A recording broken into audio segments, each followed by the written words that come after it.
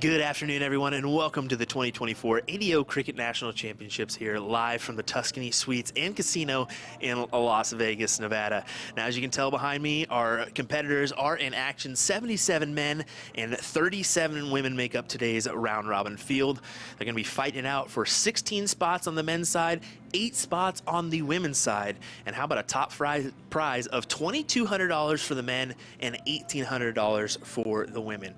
A couple competitors to mention in today's field. How about 1994 match play champion Larry Butler, former cricket national champion Elliot Milk, as well as PDC tour card holder Jules Van Dongen, and we'd be dumb not to mention, of course, Leonard Gates. For the women's side, leading the pack is going to be Paula Murphy, a 6-time champion in the National Cricket Championship. We've also got Callie West, Andrea Taylor making a resurgence, and then how about young Asia Jalbert, who is actually a 4-time youth national champion competing in the adult field this year. Well, before we take you to today's matches, how about a recap from last year's final? Let's do that now. Let's have some fun, folks.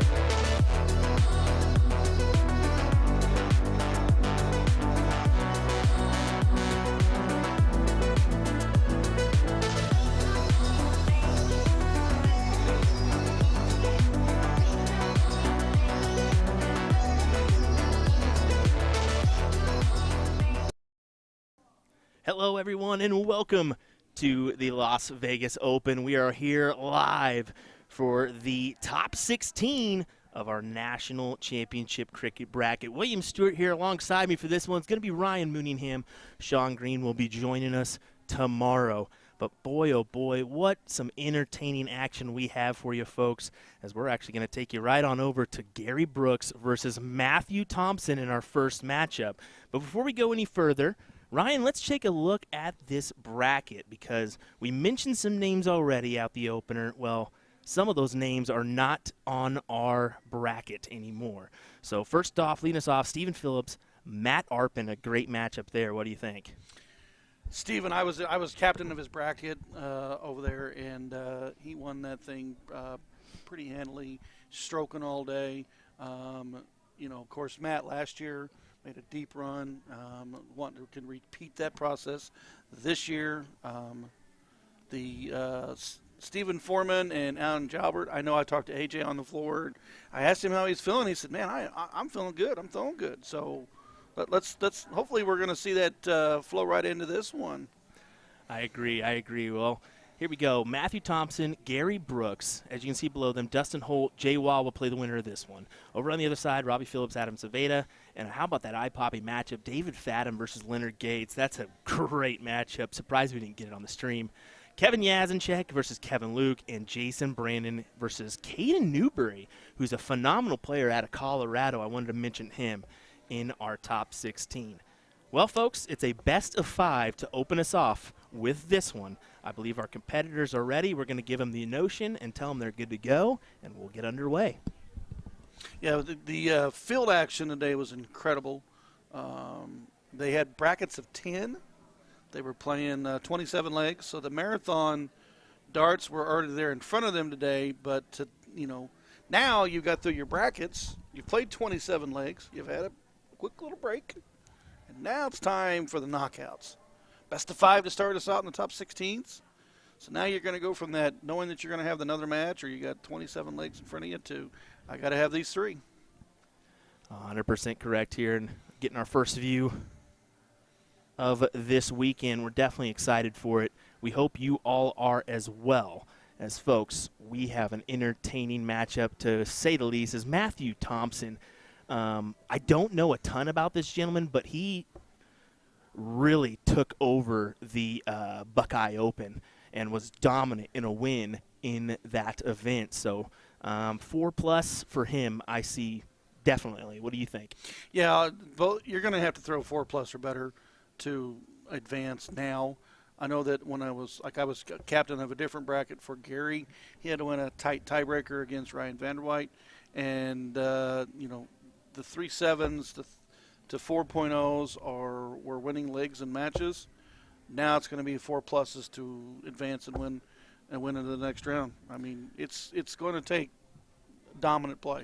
Yeah, and as you can see, we've got a little updated scoreboard here for you folks that are kind of maybe a little bit confused on this one. Yeah, updated scoreboard from Dart Connect. So thanks to them for what they're able and capable of doing. So, well, what do you say? Let's get into the nitty-gritty parts of this one, and let's start having some fun, Ryan, as, man, we're going to crown a $2,200 champion for this event on the men's side.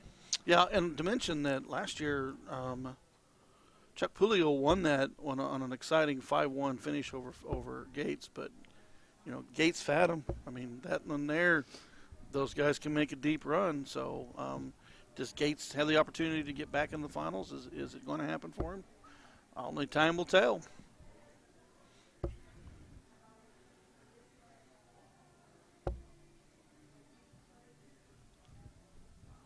I guess my question is we haven't asked the field yet. Who do you got? You got Gary Brooks. You got Matt Thompson. Let us know. We love to read those comments and share and like our page so we so you know that your neighbors and your friends and family on your Facebook, you're watching darts and you want them to watch darts. Thompson attacking those 17s. Probably going to go for points here and missing outside. So Gary with an opportunity here potentially to take a shot at the 19s and close those out. He's definitely going to have at least 4 17s. He'll need to stay there. Gary, of course, out of Wyoming. Matthew, I'm going to go with the Ohio area, but I'm not 100% on that one. Do you know? I actually don't know. So if those folks that are joining us and start talking for us, let us know. I mean, we really want to know more about Mr. Matt Thompson. As it says Matthew, but I think he'll be okay if they call him Matt. Definitely. I think so. I think so.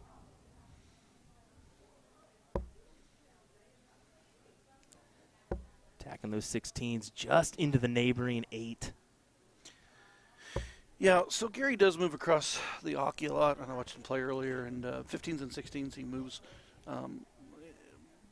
really hard to the right for the 16s, really hard to the left for the 15s. He tends to want to fly a little high, which he did there. So we got a Southern Maryland for Matthew, so appreciate that from our chat that lets us know.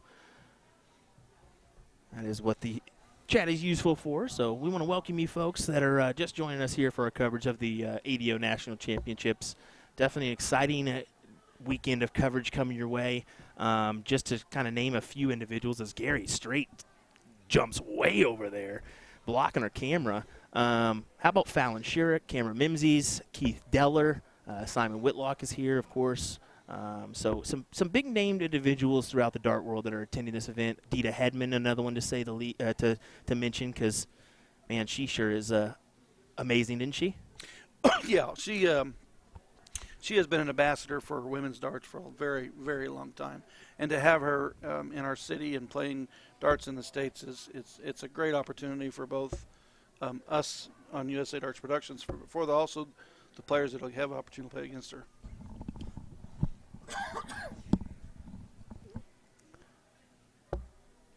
Matthew going downstairs, attacking those 19s, as he should. Well, he took control of that first leg on the 16s, 15s, and right to the bull. Gary had the start here. Gary's going to have to build on the momentum with the 20. Maybe close that 18 before he attacks that 19. No, he attacks early. Kind of an aggressive start there. Leaves that 20 vulnerable with that missed shot.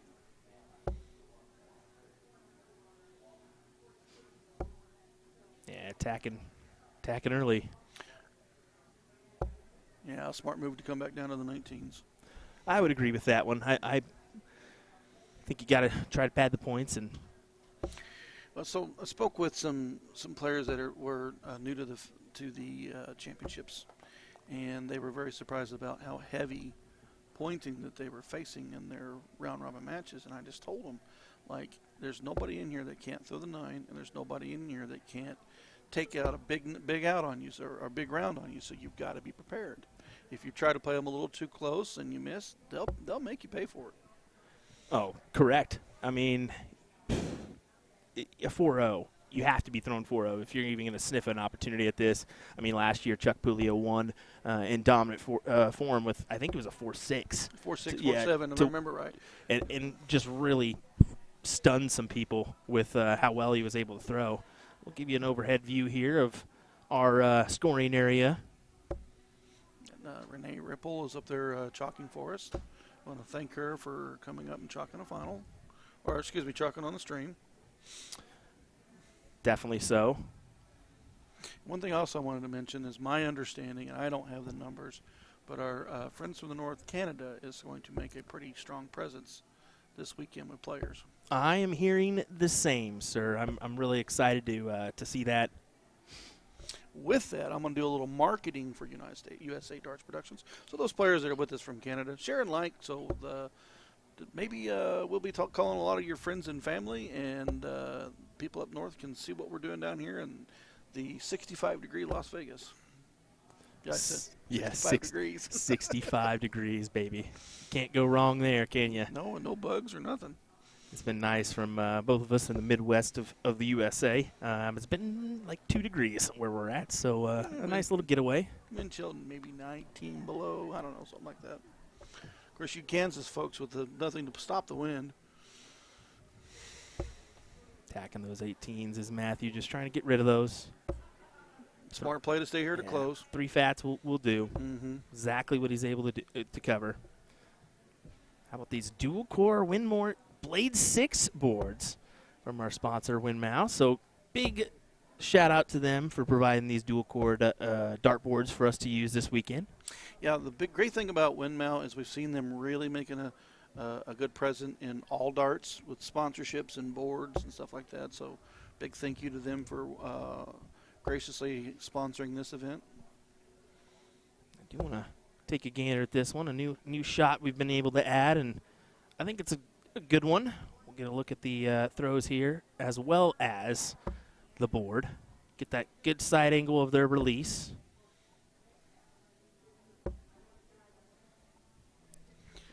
Still a little on the backside for Brooks. He is a player that doesn't give up. He stays steady Eddie to the end. I have seen him come back multiple times, so he may be a little bit down now, but he is not out. Not at all.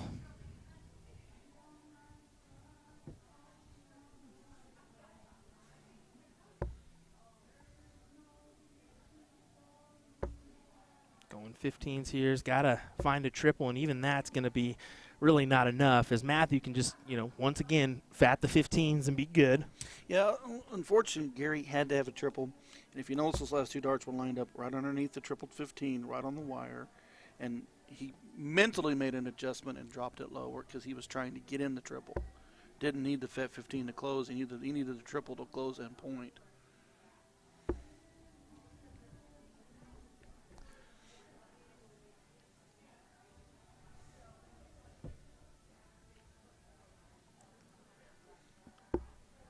This is the first time we've used this new scoreboard, so I agree. I think it's a little bit small. I'm gonna bump that up here in just a second, so make it a little bit easier to view those averages currently. There was a question in the chat. Do they use the new boards for tournaments, or do they use for multiple tournaments? With the national championships here, they're always brand new boards to start the weekend from Windmill. That is one of the great things about having a board sponsor, is the equipment is brand spanking new. Brooks struggling to get going here in that second leg. Needs that bullseye. Grabs 2. Thompson just needs the 1.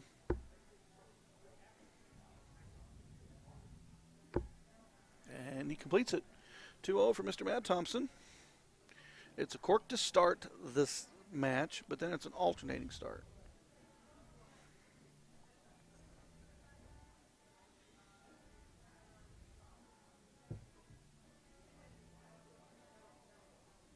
Unfortunately, sometimes you want to start, and in cricket you can really put a big start on the board and really get your opponent thinking.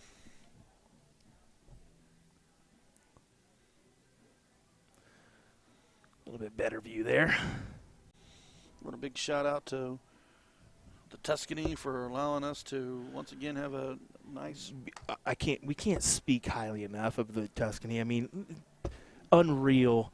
Space in your rooms. I mean, you could fit 20 people in a room if you really wanted to. Let's be honest. I think the comment I've gotten from new players is that if you haven't been out here before, it's like, good Lord, I could have drove a truck in that room. You very well could. Nice little kitchenettes as well, and just the massive amount of space that we have for the dart hall alone, as well as just the ease to get some food. It's all just superb here. Especially when you're in Las Vegas, Nevada. Can you beat that? No. Brooks making an aggressive move, trying to get rid of that 20. He got the point lead. It's only 10 points. If that trip 20 falls, he can push Matt back to the 19s. Unfortunately, it didn't happen for him, and Matt was able to capitalize and grab the 20, trip the 18, and then bam, right back at that 20. Big last there. Do you think Gary's playing just a little too aggressive, or is he just not heavily into the scoring section yet of it, or? How about this one? Somebody's calling me out for my double dual Winmore Winmow compliment, and that's true. I did do that one, but fun fact: it's actually pronounced Winmore, folks. For those that are wondering, the original owner was named Winmore. But we always say Winmow because of the pronunciation and the spelling, so either one will work. But it technically would be Winmore. Well, with my Ozarkian accent, it could sound anything. Heck, I don't know. You ain't joking there, buddy. You are not joking there. Thompson looking dominant right now. 4.8, 4.0 for the match. Really impressive stuff. Just manages the 2, but right now that's just enough.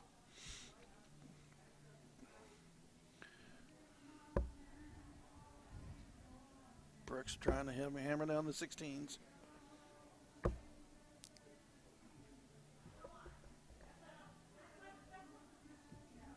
Yeah, Thompson, I don't think he's really any need to go anywhere else but the 16s unless he misses. Go back up and point, of course, but no harm, no foul. Ooh, that will definitely hurt. Ooh. If Brooksy can come up here and hit a first dart triple, he'll take the look at the 2 darts at the 20 for sure. Oh, yeah, he has to. 100%. You have to. You got to get a leg on the board here. Does he trip it? Oh, he dropped it. Oh, not happy with that turn either. He needed at least 3 on there to make Matt at least throw 1 at the 20.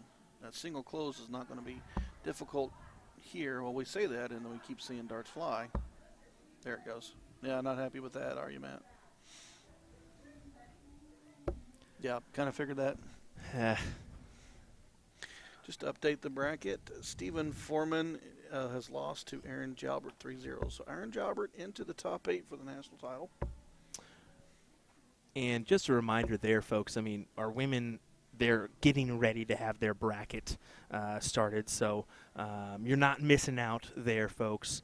They're still finishing up the round-robin stages. Another update for the bracket, Kevin Luke 3-0 over Kevin Yasinchak.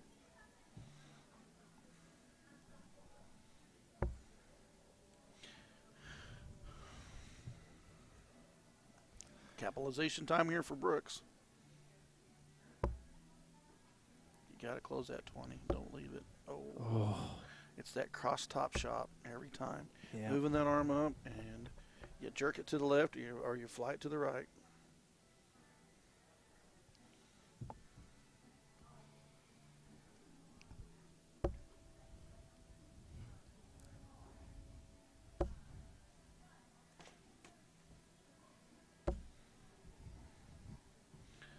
Playing strategic there. Manages 4 20s. And needs a triple and then some. Didn't like that second dart. Unfortunately, Gary's chances are running out here as Matthew looks to close the 15s. Steady Eddie right here. To the bull or 20? What do you think? Yeah, 20. I didn't doubt it at all. I mean, just pad the points a little bit, guarantee that you're going into the next round.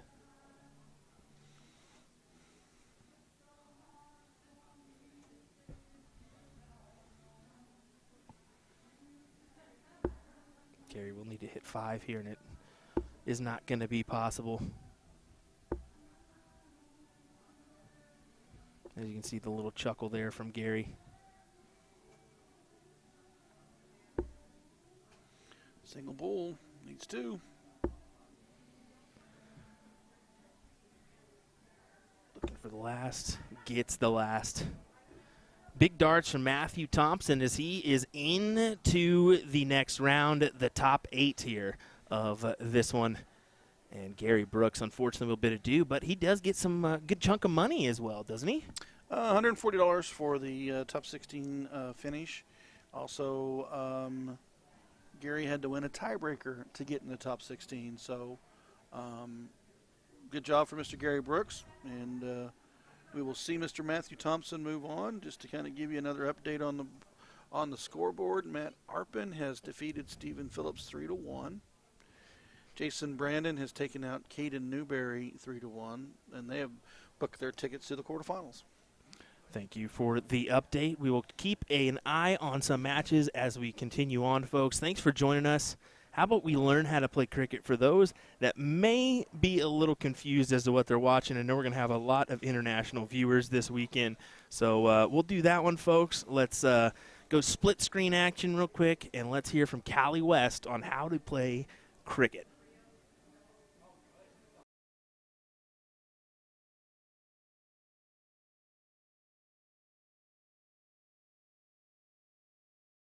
In the game of cricket, only 7 segments of the board are used.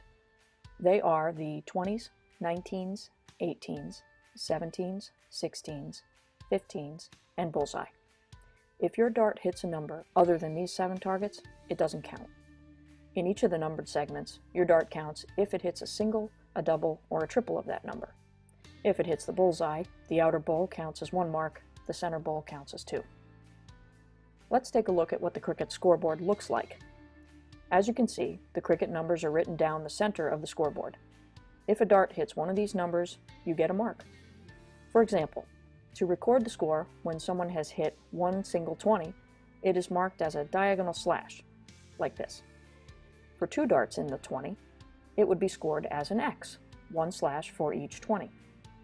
For all 3 darts landing in one number, it would add a circle to the X for the 3rd dart hitting the 20.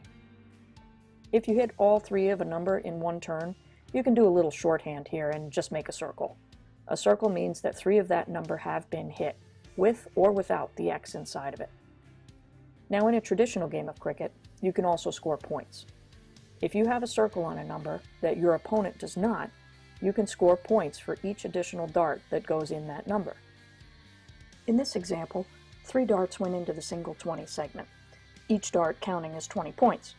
20 times 3 equals 60, so you would write the total score for that turn, which is 60, on their side of the scoreboard. The winner is the player who gets 3 of each number first and has the most points. If no points are scored during the game, or the points are tied, then the player who gets 3 of each number first is the winner. We're introducing the classic standard Blade 6, the dual core version, same as the lineup from the Blade 5. However, Winmore's come out with an entirely new model called the triple core. So the triple core is essentially the dual core dartboard with an added 3rd layer of carbon fiber sisal in the back, creating literally the ultimate setup for durability. So not only are you paying for an even better longevity of the dartboard, but also enhanced graphics and functionality. All 3 dartboards have a hardened double bullseye and 25 segment to help with durability. So listen up, Americans, we need this because of our obsession with cricket. The most common problems we have with sisal dartboards is the bullseye segment wearing out or some issue with a wire. So let's just say we're not known for wearing out our doubles. All 3 dartboards come fitted with the 3 rotolock wheels to help stabilize the board to any wall surface. But the adjustable wheels make your life so much easier because they allow you to rotate your board super quick and easy. You just loosen them, rotate, then tighten them again, then of course fix your numbering.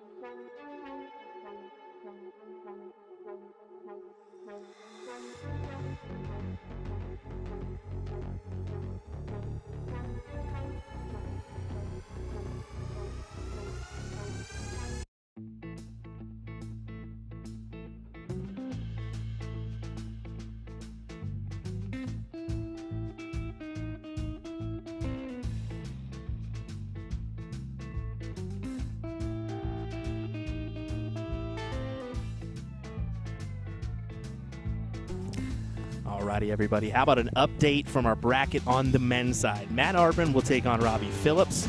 Sorry, that should be Matt Arpin taking on Aaron Jalbert. So let me go ahead and update that. So we got 2 Robbie Phillips on there, miraculously. Whoopsies. So we'll update that one to Aaron Jalbert. Good After we just mess up the total spelling on that one. Yeah, I'm telling you. Matthew Thompson takes on Leonard Gates, and then Robbie Phillips will take on Adam Cerveda, Kevin Luke, Jason Brandon, which is the match we've got here for you.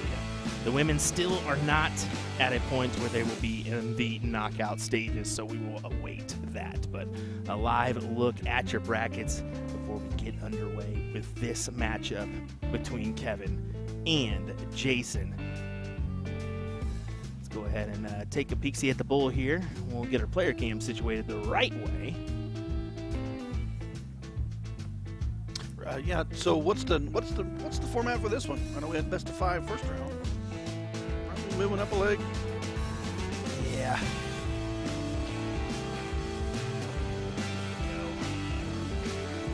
This is actually going to be a best of 5, and then our semifinals is where we're going to take the jump to best of 7. So you got to be a big racer here. You got to get your legs, 3 legs, move forward. Underway here with this one, of course, Jason Brandon playing in the U.S. Masters last year. I was talking to him about that. He was talking about the crowd noise, where it was he could feel the energy coming off the back of his shoulders and the back of his head, and then he could feel the energy of the crowd coming off the stage wall. Definitely a different experience, and definitely wants to make sure he goes back again this year. Nice big turn right there out of Jason Brandon. Got rid of the 18s, got rid of that 20. FKL, just 2 on the 17s. Apologies for that music there. I'll be putting that into my queue so I can hear everything. Yeah, so this is Jason Brandon, Kevin Luke here, and you can see our brackets layout as said before. But here in this one, this first to 3, I think that this one has the possibility to go to a last leg decider. It all depends on the start, and because both these players can just, they can hit the trip 20 with the best of them. Hit the trip 20, they can 9 mark, so it's going to be about that start. I know we see JB taking off this first leg, and Kevin's laughing a little bit, but he's got plenty of time.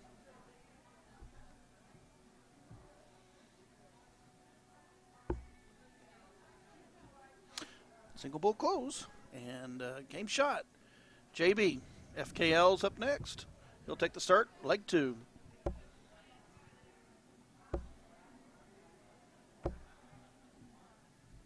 Nice big opener right there. And it's just 7 on the 20s.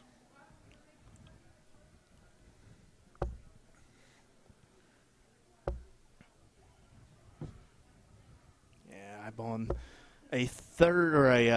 another triple, but unfortunately not going to be, as Kevin will attempt to just go ahead and close him out. Now right back up. Not happy with that second dart. Goes right back to the 20 for points. JB still needs quite a bit on the 19s. He'll probably stay down the entire turn now. One thing we like to do is to find out from our viewers, who do they got in this match? You got Kevin Luke from the state of Washington. You got Jason Brandon. I believe that man is from Tennessee. Cohen, Tennessee. I wanted to say Kentucky, but I didn't want to mad at me. You might get it for that one there, sir. How about 2 trip 18s? Looking to close the 20s. Not meant to be this time. Was he too aggressive there? Kevin's been heavy on that 20. He was a little bit, but let's take a side view here. I enjoy this one, so we can take a look at Kevin's throw, although he's a lefty, which is brutal, let's be honest. You said that, I didn't. Those dang lefties. No, I'm just kidding. We'll do the same for Jason. Pretty standard for him. Not a lot of movement. It was a good shot on the final on the 18s, and then went for the 20 for the close. Really has to push Kevin back, but Kevin responds. Boom, what a 9. Well, Counts as an 8, but still 3 triples on the board.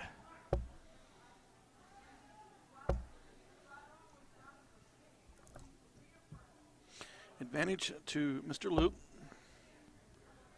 You notice he didn't even ponder at that 17 again. No, nope, not at all. And Jason's going to try to attack here. Jason needs that third dart to hit trip.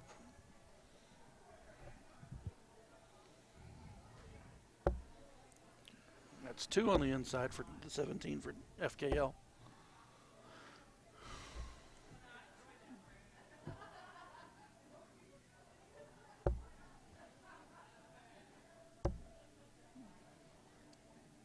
What a shot from Jason Brandon. What a shot.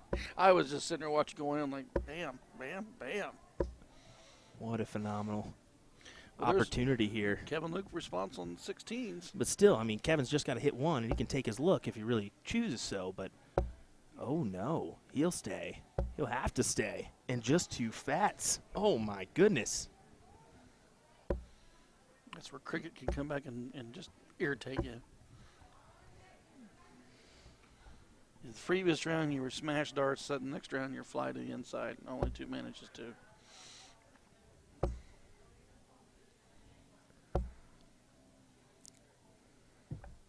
51 scored. Does get the point lead, but Kevin's definitely got the advantage here. Missed on that second dart. Oh, and that's the frustration of missing on that 17 and not straighten up and ready to throw that 16. And you can see he's thinking about it. It's like, come on, Kevin. He's thinking about it a little bit for sure because he knows outside looking in possibility of a 7 mark thrown by Jason Brandon there to take the advantage by 100-plus points.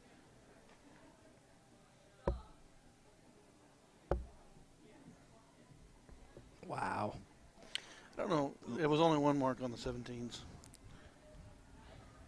I don't know if that was the right move because now you completely opened the door for Jason. Even if you would have hit a fat 16, the door still would have been open. I don't know. It looks like Jason's eyeballing a 2-0 lead potentially, especially he just closes out the 16s, calls it good. Mm-hmm. And you can see he's going right for the Bulls here. I don't mind that play and then closing out the 17s from Kevin.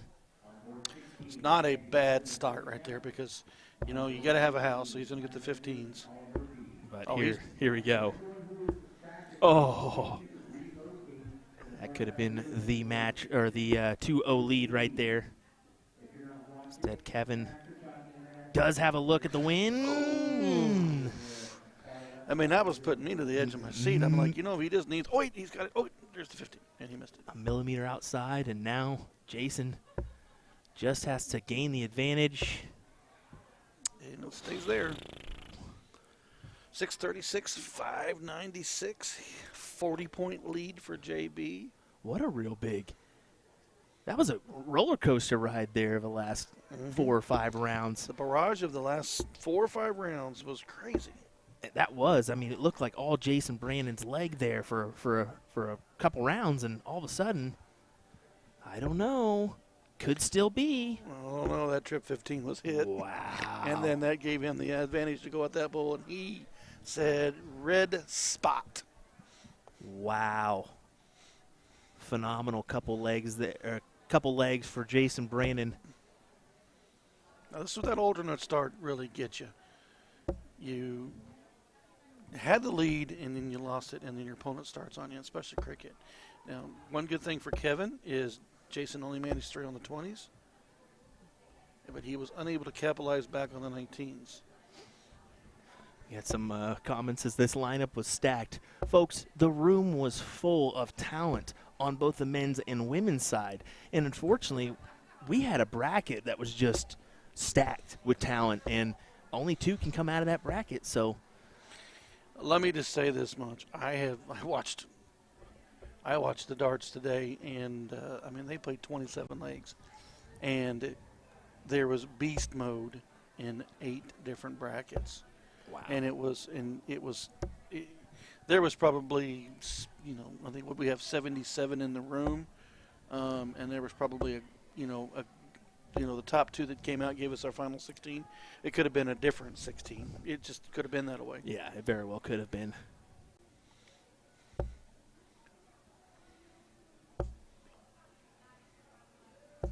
JP, yours is 17s, not definitely what I would have done, and I would have expelled the third dart there to get rid of it.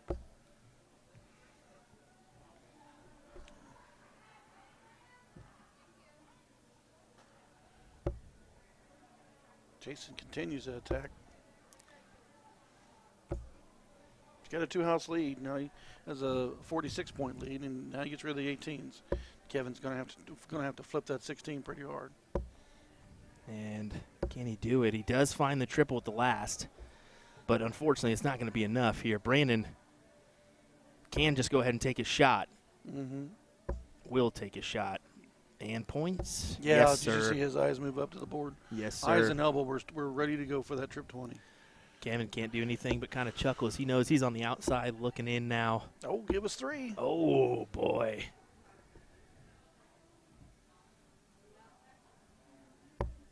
Kevin Luke fans in the chat right now. Where's our JB fans? JB just puts 3 in. But we'll have a chance when he comes back. Oh, give us another one. Oh, wow. There's What a dead eye. great shot from Kevin Luke. There's a dead eye, folks. How often do you see the old dead eye? You know you're playing darts when you're throwing double bowl, double bowl, double bowl.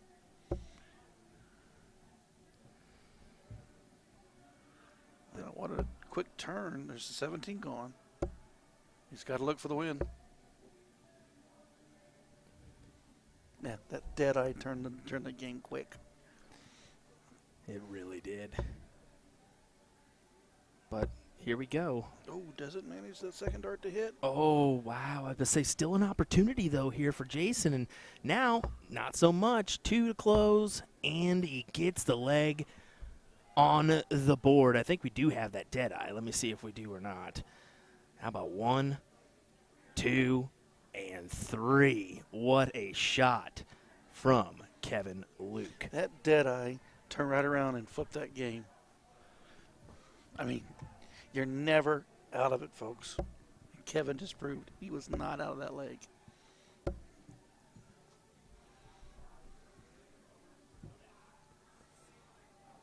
Question for the stream is the top 16 men advance to the knockout brackets. Ooh. The top 8 of the ladies advance. What a phenomenal shot from Jason Brandon to go ahead and close the door. I'm starting to sound more and more like MVG, my guy, with the phenomenal stuff here. I need to cut it out. What's wrong with phenomenal? It's just the way he says it, and I can't get it out of my phenomenal. Phenomenal. Well, I'm sorry, but a 9 mark is phenomenal. It really is. It really is, my man. Wow. I think we're going to see lots of them, too, between today and tomorrow night's cricket matches. Oh, yeah. Kevin not happy with that 8 after that shot at that 18. He wanted that 19 going.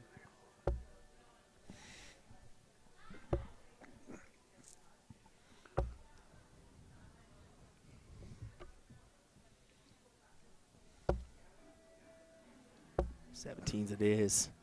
Whoa. Oh. Not happy with that final release there. He knows that it's not going to take much for Jason to try to take a shot at these 17s. He'll do it here. Are you watching the same leg I am? These guys are just smashing 7 marks. I'm surprised Jason didn't take his opportunity with that last dart there. But I can tell you why. Because Kevin is just coming at him hard. He really is. But look at these averages. 5.8, 4.5 for the match for Jason. Jason knows better. And it's not like Kevin's far off. He's a 3.8 right now. He got rid of it that time, but the way Kevin's been playing this leg here, I don't know if that was safe. There we go. Oh, all over it. All over it. There's and he gives 9. us the come on. Listen, I'll do it for you.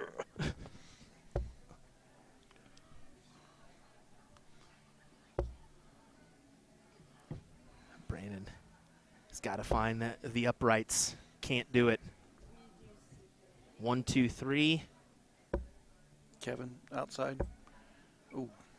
Yeah, you got this. Ooh, okay. That I was one wondering if surprised he'd me. stay. I was wondering if he might. I don't know. I thought he was doing the 16s the way he's been hammering it. And it may cost him here. Let's see. He's playing really aggressive there when you're 2-1 down. Okay. Not really a lot of harm done there. Just needs a triple. Not happy again.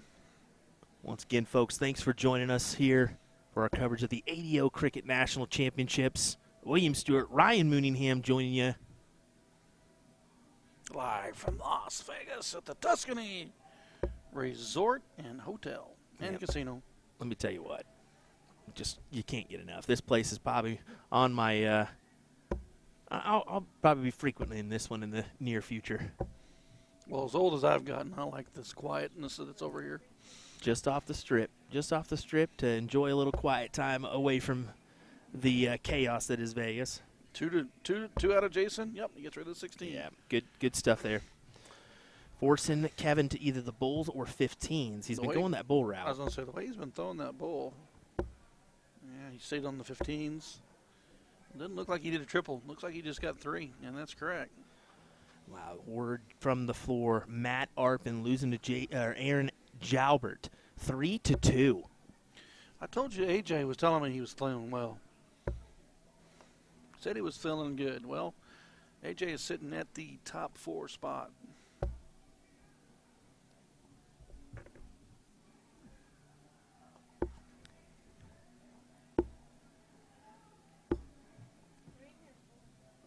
Just 2 for Kevin. 3 needed for Jason to take the win here, 3-1. There's a double. Oh. Wow. Life is still there. Wow. So this is in the hand of Kevin Luke right now. He can win this leg. Now it'd take let's be honest, a hell of a shot to do it. Someone asked about a update on Dustin Holt's match. Jay Wall defeated Dustin Holt 3-2.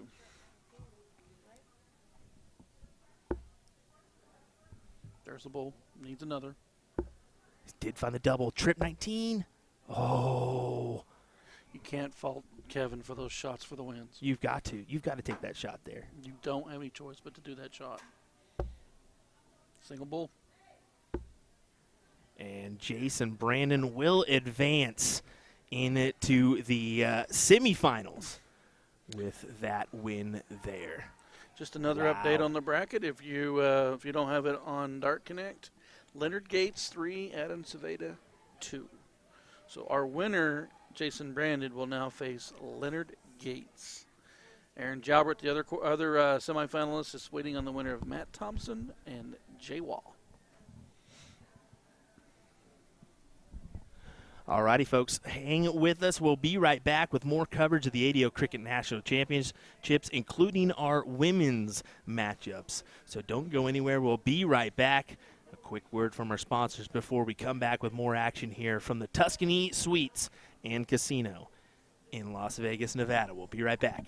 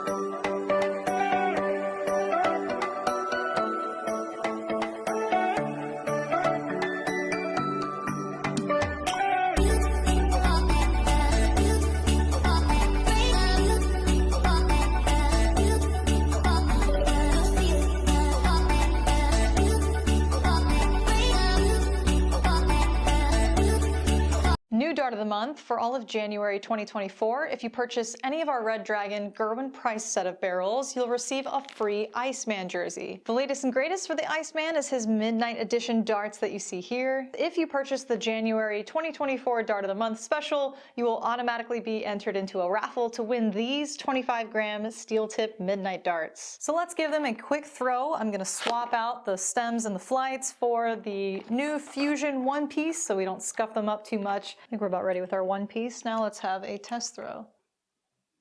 All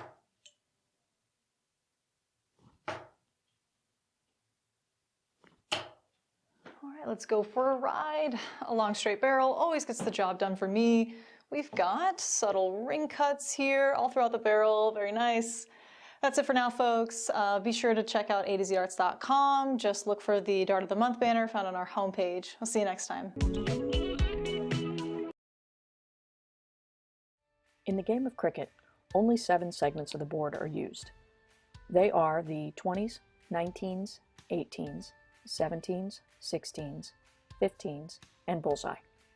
If your dart hits a number other than these 7 targets, it doesn't count.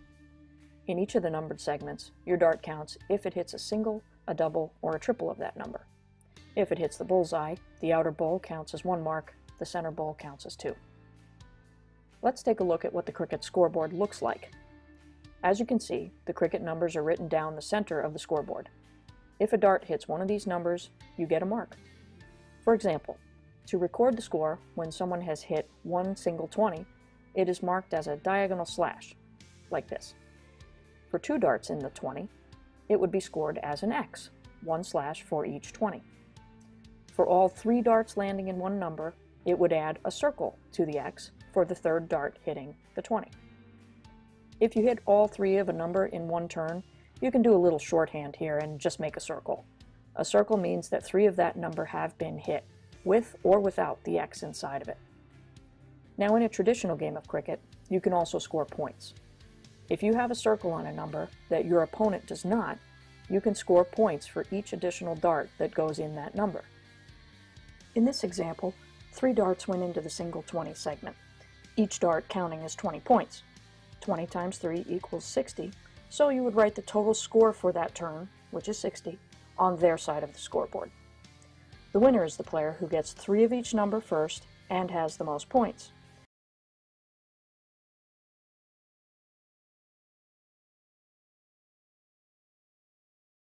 Just a quick bracket update. Aaron Jalbert will take on Matthew Thompson. Leonard Gates will take on Jason Brandon in our semifinals, which will be a best out of 7 duel in this one. So how about, folks, we're going to have this match for you next, as it's going to be Aaron Jalbert taking on Matthew Thompson in this one. So bear with us, folks. We'll have this match here in just a moment's time as these guys warm up and get ready for our semifinal matchup. I'm going to go up to the tournament directors area and check in on our women's side of things as they round out their round-robin coverage, and we should have their matches coming our way here in just a moment's time. Thanks for joining us, folks.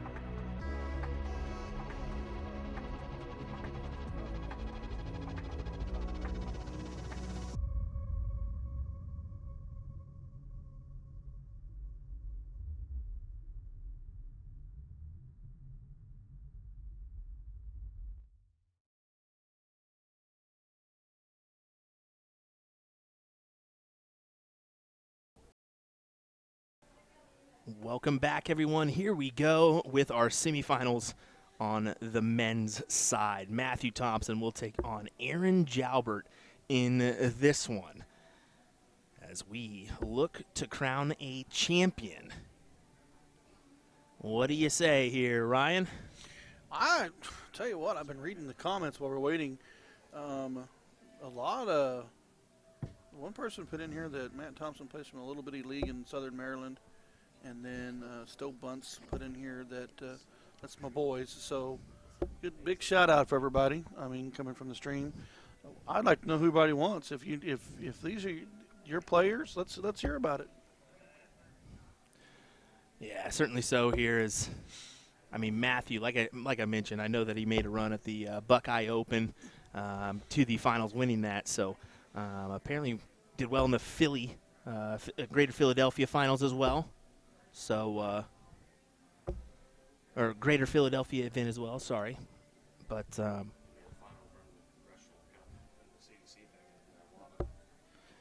right, so final the Congressional Cup at WADA as well. So we're just hearing that. So good player, making a stand here in this one. But Aaron, he played well at Seacoast Open. He won the doubles title with Bill Anderson, and he got a little emotional after that one, just because he kind of felt like it was a coming back, a resurgence for him, and to partner up with Bill to win that one, he really felt good about that. So. Yeah, I mean, AJ, if I understand, is from the state of Maine or the New Hampshire. I'm not 100% sure. I think it's state of Maine, but Seacoast is, one of those home tournaments that's, a pride thing to win. Well, just for you folks that are wondering, because that has been asked, this is a best of 7. We've jumped up our format just a hair here, and our finals will be a best of 9. So be aware, we're going to get 4 legs on the board before we crown a winner in this one. In our other match, I just wanted to mention that, Jason Brandon taking on Leonard Gates. People are asking where you can watch. If you don't have Dart Connect, go to DCTV. You can actually watch the scoring on your phone, and you can look at the brackets and see how they update. Yeah, Dart Connect is such a powerful tool to be able to use. It was really apparent when I heard Dimitri Vandenberg say about the U.S. Masters, yeah, I've been really keeping an eye on J.T. Davis. I saw him play on Dart Connect numerous times. He's a really good shot. I said, wow, you really pay attention to that stuff, huh? He goes, yeah, Dart Connect's amazing. That just speaks volumes right there when professional players are looking at things overseas. Well, the thing about it with Dart Connect is, this was said a few years ago, the ability to watch a match, whether it be your spouse or your friend or your child or whoever, even though you don't see the actual physical television or the actual physical video of it, but you still can watch that match. Opened up all tournaments floor play, opened up all tournaments or all professional tours floor play, so you can follow your favorite player through the bracket and see how they played. See here, going down to the 17s.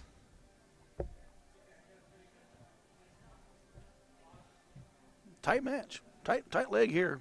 Oh, definitely. And honestly, each of them are not performing over and above, or let's be honest, to what they have been throughout the day. But could be hitting that wall right about now, right? Yeah, okay, so let's just break that down just to give you an idea of what Aaron Jalbert's already done. He has already played 27 legs in the round robin, and then he turned right around and he went 3 legs there, which was 30, and he played another 5 legs with the 3-2 win over Matt Harpin. So he's 35 legs into this match. That is insane numbers when you really look at it, because we know those cricket matches can really go for an extended amount of time. You're not talking 15 darts. You're not talking sometimes 18 darts. You're talking the possibility of 30 plus. Exactly. So Matt Thompson, 27 legs plus the 3 right. He won 3 over Gary Brooks, and then he won at 3-1 over Jay Wall. So he's at 34 legs before they started this match. That's what they've already played. And like Wilt just said, is it's not like it's a 15-dart leg and you're out. Wow. Double-double on the bullseye. So we're hearing from Troy Cullen, who says Matthew was the Philly Open MVP. So sorry, I misheard that out there as I went to grab a water. Somebody mentioned that to me out there, and I kind of had to double take.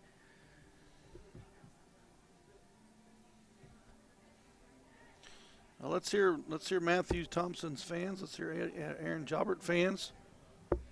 Let's hear you guys give them shout-outs, because they're sitting in the semifinals of the national championship for cricket.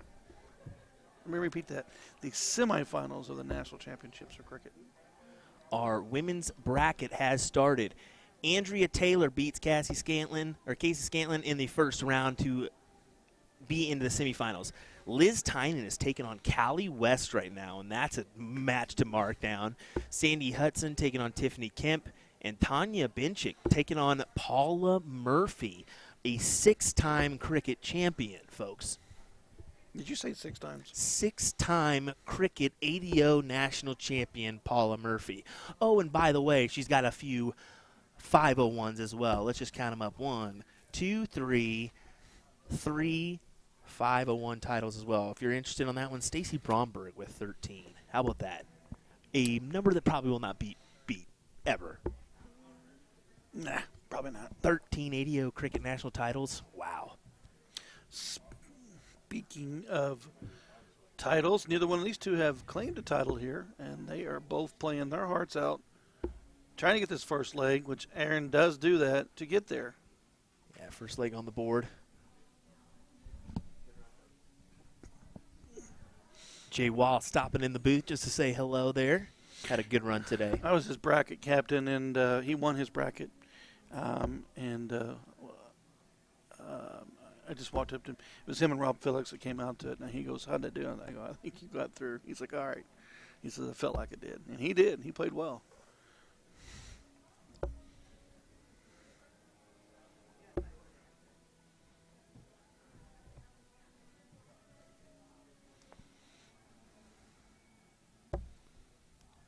Starting off on the 20s, got to put some points on the board here. And he'll stay right. He should stay right there, I think. But he took his chances at those 19s. Well, the thing about it is you've got to remember the higher you go up in the bracket, the more prevalent that you may see someone that's going to hit those big rounds to take you down. You got to prepare for that. For those that are curious, Ryan, definitely the better player than me. I will say that. Oh, bull crap. Let me say that right. I didn't win a title last weekend. You did. Yeah. It was luck, pure luck. Well, I mean, it's not hard to win a title when three in wheelchairs and 2 are blind and 3 of them are dogs. It's brutal. That's so brutal, but so correct. Here we go. Matthew gonna have to take a look at the 18s or 17s here. You said 18s is what he's going for. I take that back. Will did win a nice 501 singles over the weekend at the Air Cap in Wichita. Always a pretty good tournament to play in, and I'm not gonna lie to you, it's a hard one to win at times. Yeah, it's cool getting your hometown tournament. I know you've had a few tears on your hometown too, but I tell you what, it would be really cool to lift one of these titles, and someone's going to get the chance to today, and it's going to be one of 4 people. These two, and Aaron Jalbert, Matthew Thompson, or Jason Brandon and Leonard Gates.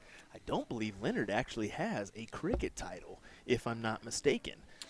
No, not on the cricket. So I think we're going to crown a new champion in our cricket side today.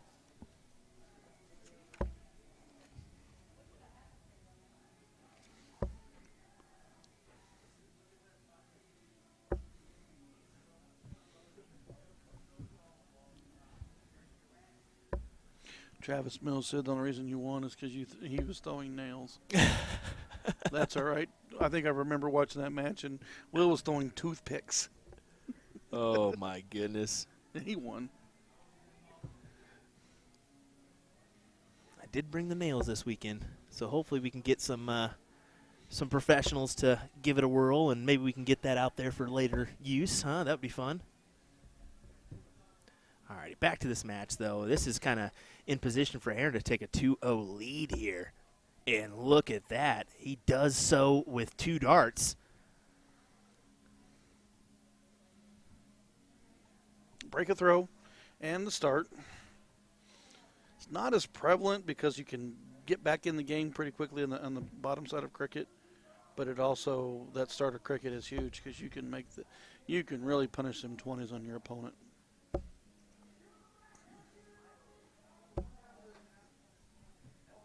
Liz Tynan beats Callie West 3-0. Did not see that one going that way.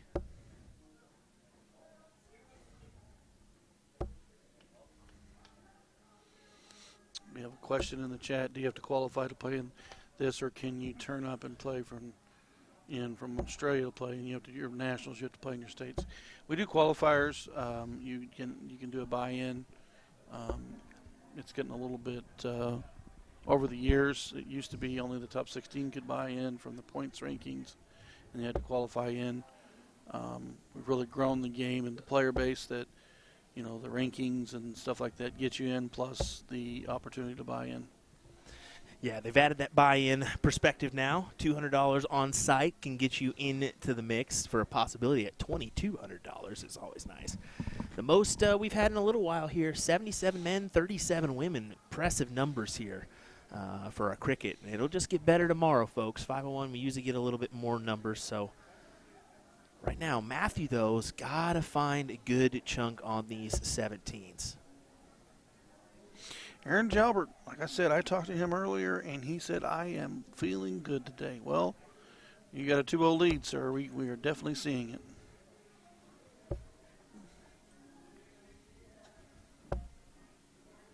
Aggressive with that third dart. I don't know if that was the right move. I probably would have stayed on the 18s. Give a little side view of the action. I do like Matt's throw. I really do. It's really steady, smooth. He didn't move much. You notice that? No, he doesn't. H8 of the 18s. You can see Aaron has a little bit more direct at the end of his throw there. Nice 5-mark turn there. We'll push Matt back into the 17s pretty hard. He needed a trip there on that dart. Only manages 2. And that's kind of detrimental because Aaron is going to pad the points here. Yeah. That was a smart move there. I agree. He's looking to try to go 3-0 up and not mess around with this. No, because we've seen what a dynamic run back that Kevin Luke made against the JB. Dax Amana joining us from New York. I got to tell you, some useful blogs he has been creating, folks. Go check that out at a2zdarts.com in the blog section. Read yourself up some material that can help you get better at the game of darts.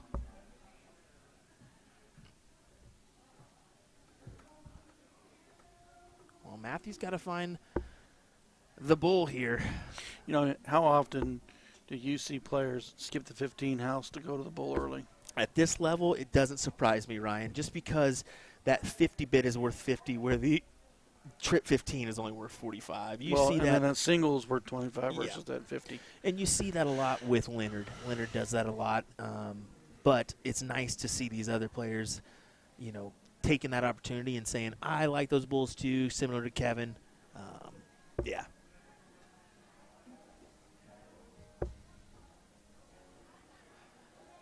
I was hoping Danny Baggish would be in the mix this year, but he unfortunately is not in attendance. When you speak about utilizing the bull, he is definitely one that does that nowadays. 15s are gone, which means Aaron Jalbert has put up another leg. He has got a commanding 3-0 lead over Matt Thompson.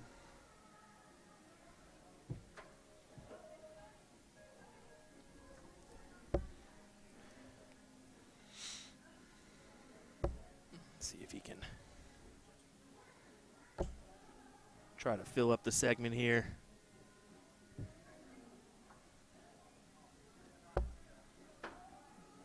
Jalbert attacking the 19s. Needs a triple. We just pulled it. He Could be just going ahead and attack, and he will, and work his way around the board. Good move on the 17s. Go get that trip 19 squared away and then go get another house.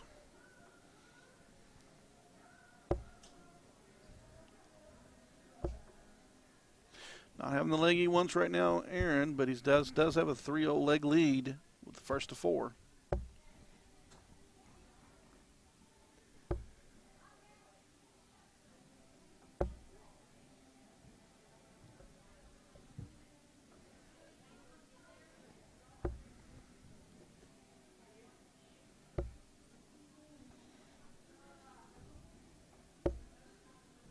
Not quite a triple.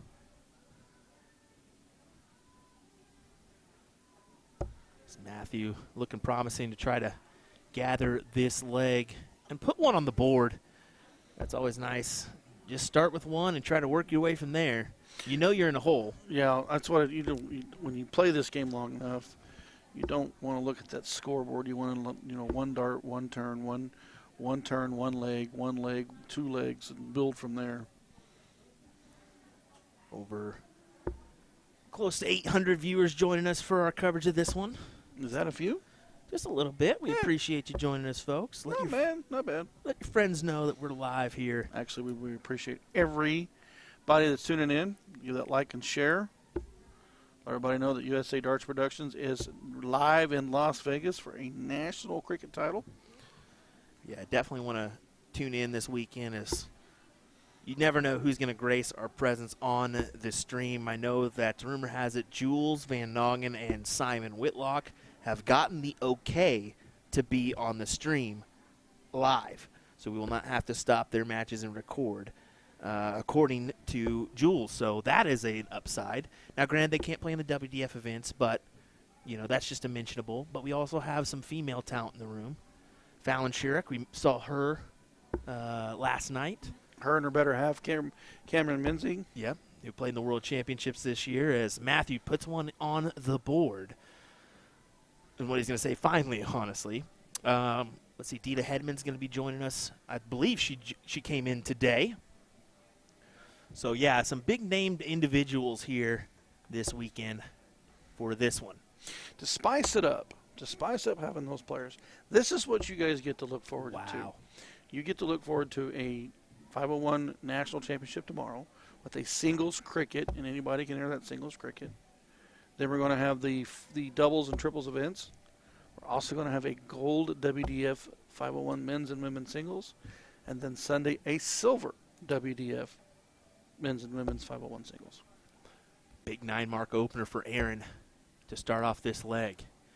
And yeah, the gold event, silver event, that's massive for WDF points. And it's a 2-year order merit, so you can really put yourself in a good position to possibly go to Lakeside. And if you win the gold event, you're automatically booked to the Lakeside World Championships. So that alone is worth being here. And we mentioned those who we know.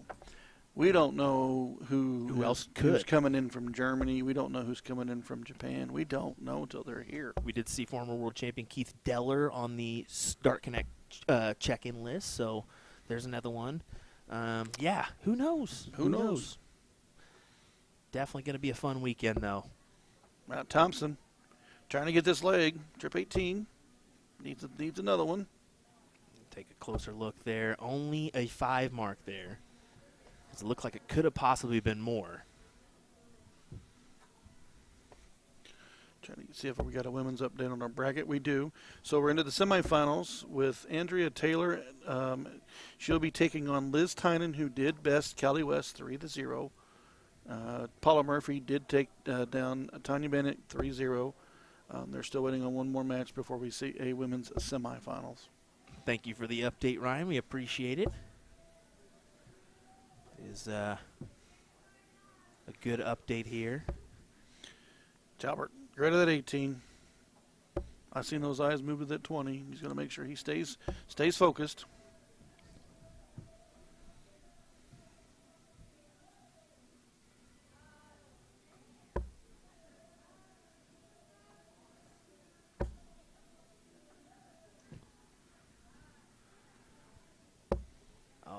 7 mark on the 16s. That'll be okay.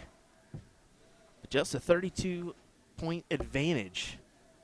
Did force Jalbert back to the 20s. Yeah, but that right there,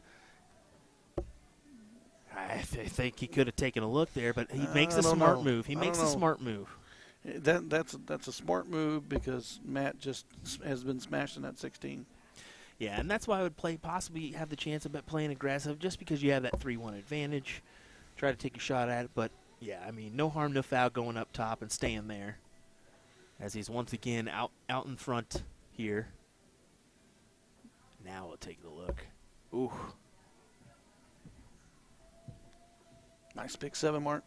Trip 20, fat 16. Matt's still hammering that triple.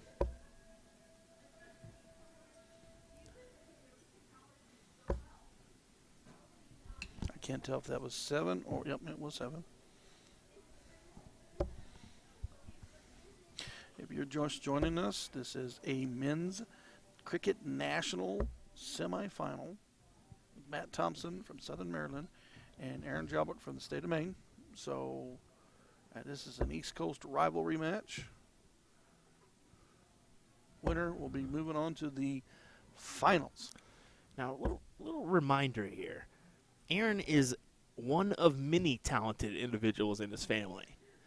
Melissa Jalbert's a talented female player, as well as his daughter. I believe it maybe.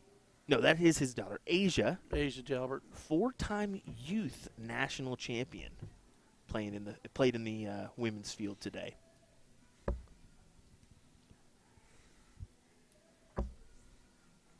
I think they know how to throw a dart. Just a little bit, huh? Yeah, a little bit. Just a little bit. That's probably why they're in the top 4 of this ADO Cricket National Champion. 7 times, says Melissa. Question. What? Okay, that's just on our... That's just on our list. That's just on our list. Provided by the ADO website. So laugh at them. It don't matter. The little girl's good. I don't care how you put it. No, she's I don't want to play her. Talented. I don't want to play her. Her and Melissa have great throws, too. I'd put them up against the very best on probably top-notch throws. You got a touche from Melissa. Touche. I mean, here's the thing. If you've got a dad who can play, get a mom that can play, and then your daughter can play, if you're the one that has a bad tournament that the other two give you a hard time. Oh, 100%. You better give them a hard time. Well, right now, Jalbert's looking at a finals berth. 3 bowls and the points will do it. Smart for the third dart. Didn't hit, but it was a smart turn.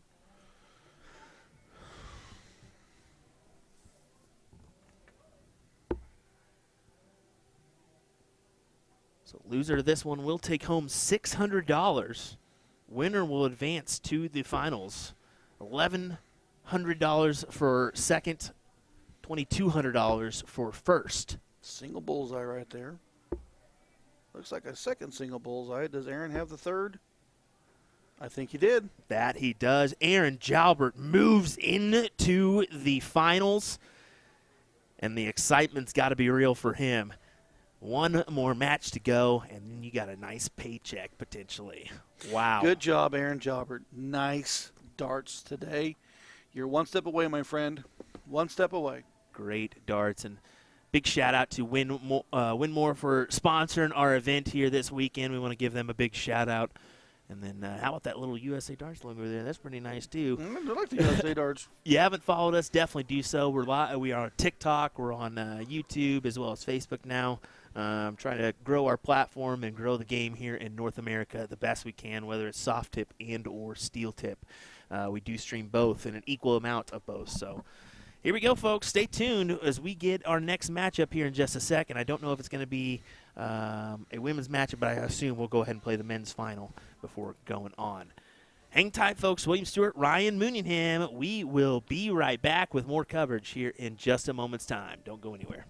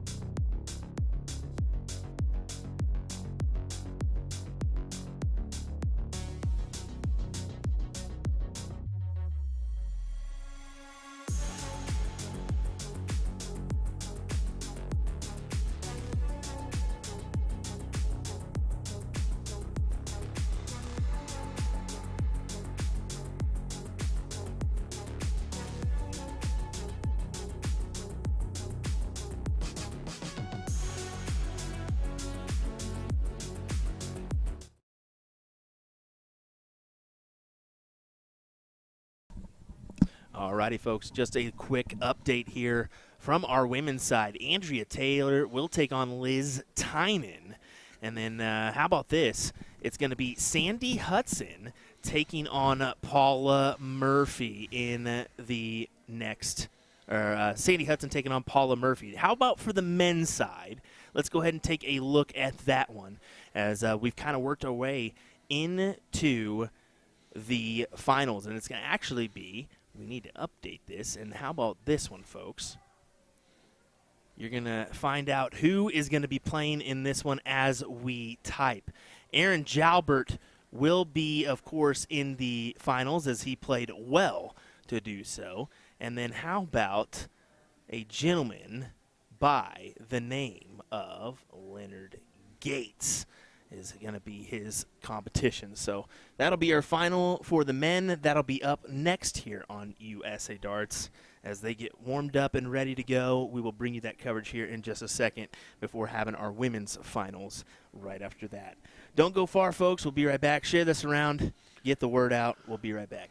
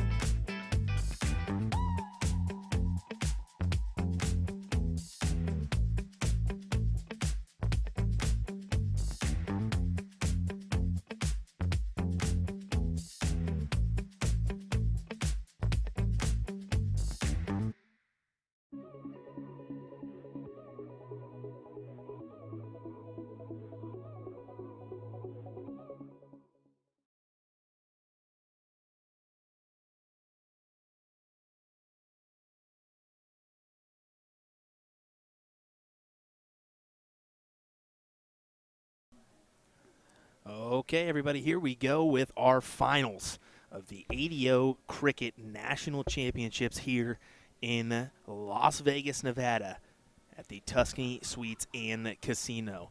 Leonard Gates will take on Aaron Jalbert in this one. Should be an entertaining one. William Stuart, Ryan Mooneyham on the call.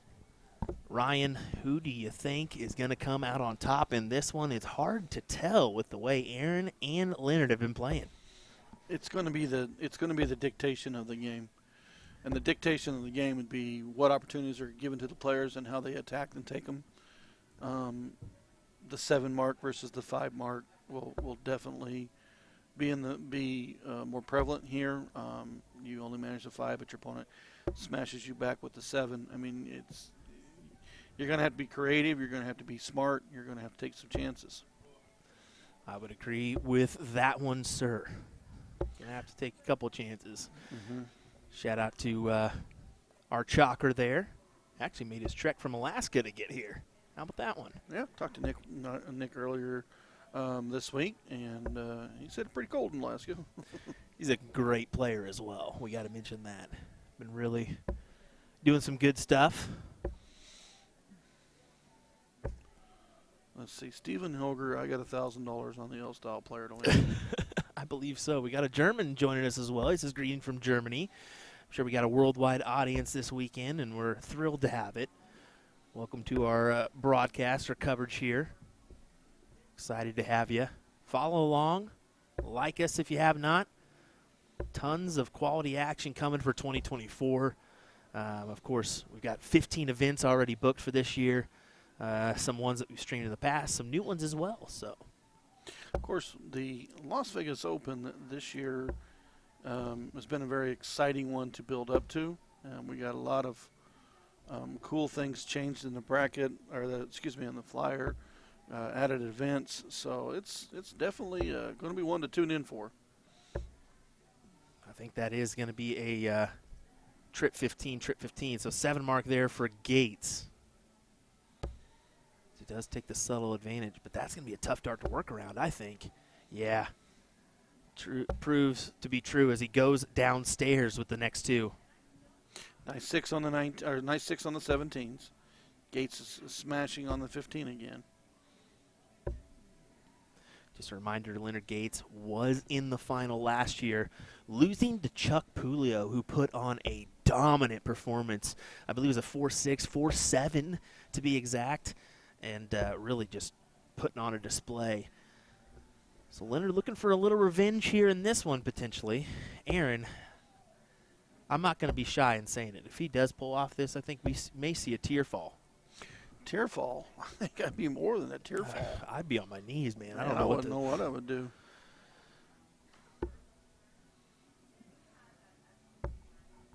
Smart move, close 15s.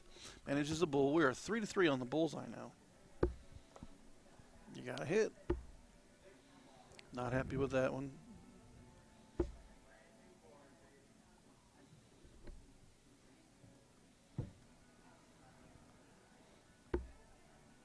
Bulls it is. Got to hit the another one.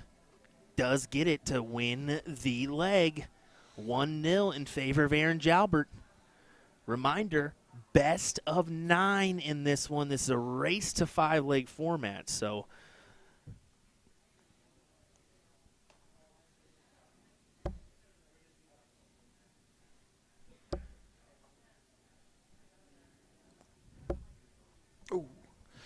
I was wishing for that trip 20 for him. You'd like to see that big 7 mark open. yeah, he certainly would have. Gates on the attack. Wants to go 20.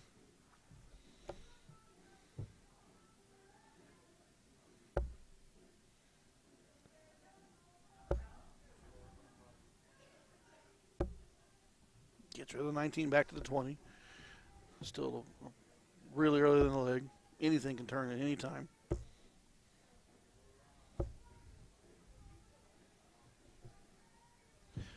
5 on the turn for Gates.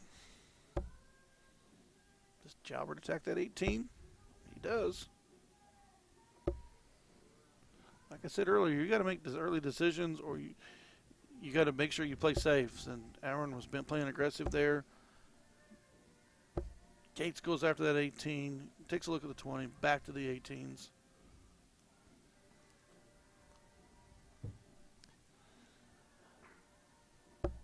Jalbert, all eyes on the 20s here. I don't see him going anywhere else. He's gotta hit the triple. He does find it, but still a 3-point advantage for Gates. Gates will get rid of that 20. Yeah, 100% he will. Not happy with the first dart. He had to expend 3 to get rid of it. Hey, ideally would have loved to have had a dart to point there, but it's all right. Get rid of the 18.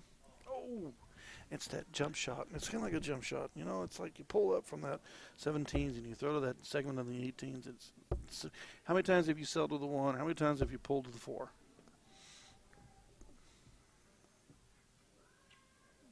Down 40.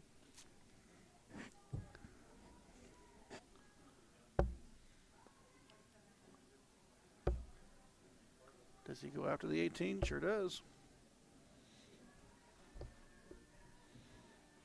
It does commit Soldier to the 17s, but he'll start with the 16s. He wants a house first.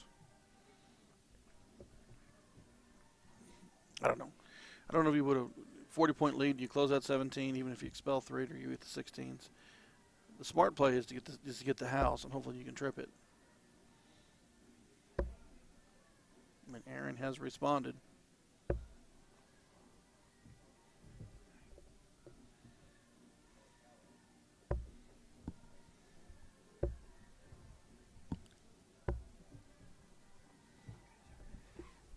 We'll see what Aaron can do here.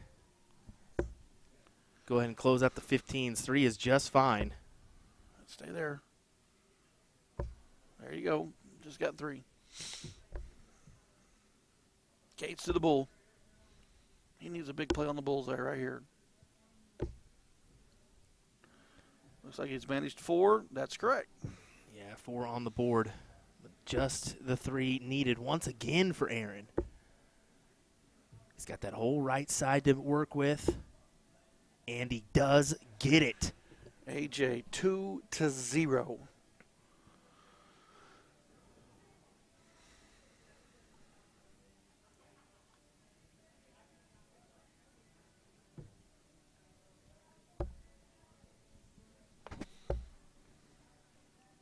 And look at that from Gates, going for that white horse look there. Yeah, he likes that. He does. He certainly does. We've called enough games and matches about his, and he likes that 2019-18 all trip closes.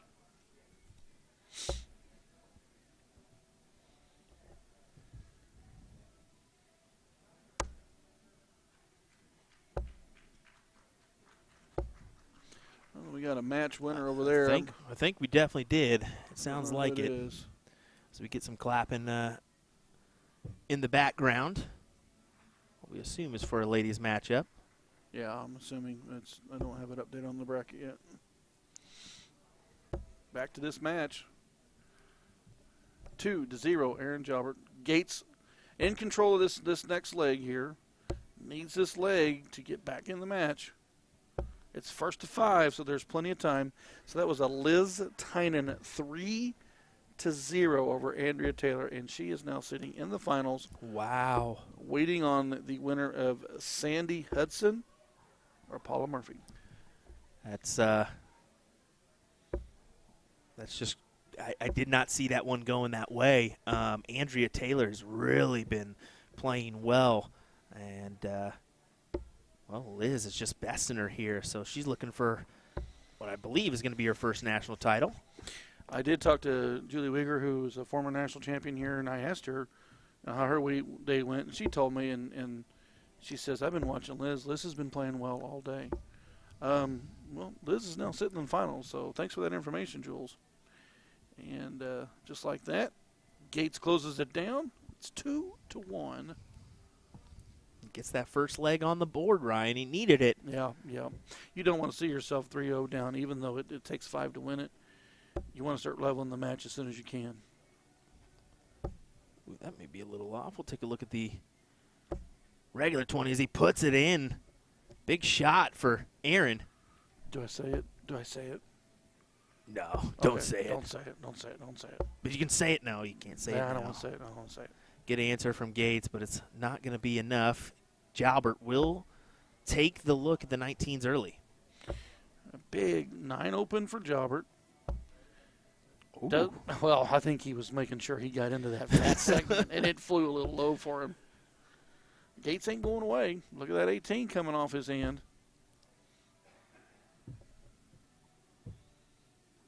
Someone said it for me.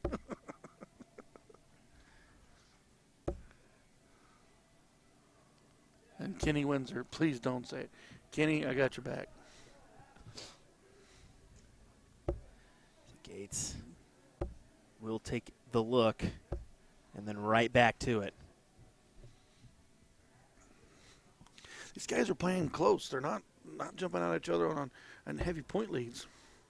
They're not letting each other, if they see the other person has an opportunity, they're trying to take it away. Yeah, they're playing aggressive here.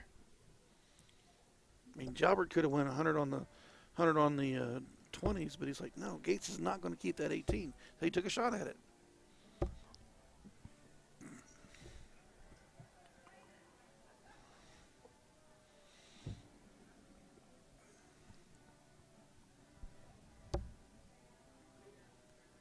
Needs a triple here. Oh, didn't get it. Can stay right there. Find it? No, he will not. I think these 20s are going to go here. I'd say the 20s are gone. Yep. First dart. Oh, and Gates knows he's got to hit. And he doesn't. What a big miss from Leonard Gates. Wow. Oh, wow. Is right. Oh, Aaron. That can be costly in. Oh, no. Well, Aaron. You got to go after it. You got to go after it. Double. I figured he make that double move there. Aaron actually fancies that double 18. It's just not a player to want to leave the house open with. That is exactly it. Yeah, it's difficult to do that. It's like, man, I cannot leave him. I think 18. he's going to get away with it though here. He did get away with it. Single 17 to the 18. Get rid of the 18. Yep. Goodbye. Big dart for him.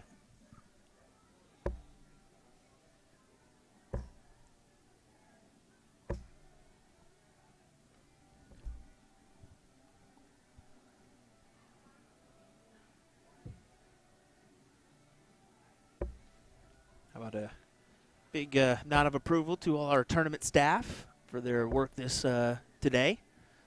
Definitely isn't easy. I know, Ryan, you were a part of that crew too, so thank you for running some of those boards for a bracket. So, yeah, there's a lot more goes into nationals, and we have the entire board here. Everyone's got their different roles. My role is simply I stay out of the front side of it with the brackets and the decision making. I do the grunt work for them, make sure the tablets are running, make sure the boards are ready to go, run brackets, and then go to the stream. Gates opportunity here. Gonna go 1, 2, 3.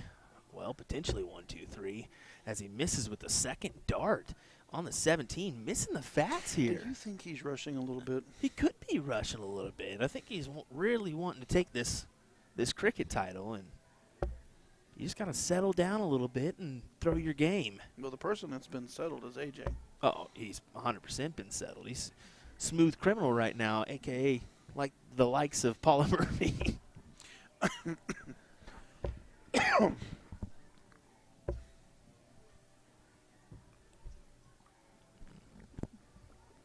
Gates does find the lead. Aaron stays on that 17 smartly. Wasn't the turn he wanted, but it's, No. It's. And you can see he paid for it there just because Gates starts off. He'll start off with that and get rid of it quick.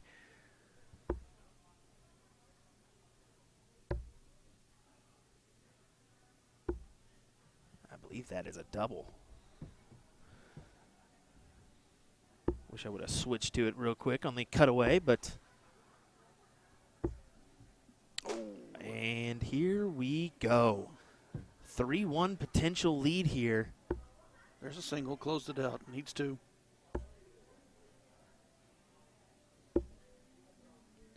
And I think that is enough to win. I believe it is, Ryan, as we kind of did our switch there to that one.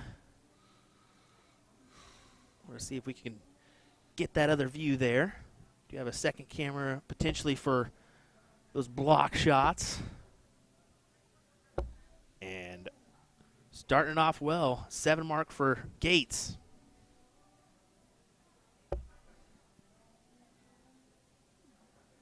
Aaron's not going away. Tripped the first one. Second one didn't land, but he stays on that 19. Manages 4. Gates the 20. See Brenda Roush, Dustin Story back there getting our trophies ready for our winners. They're going to crown a champion.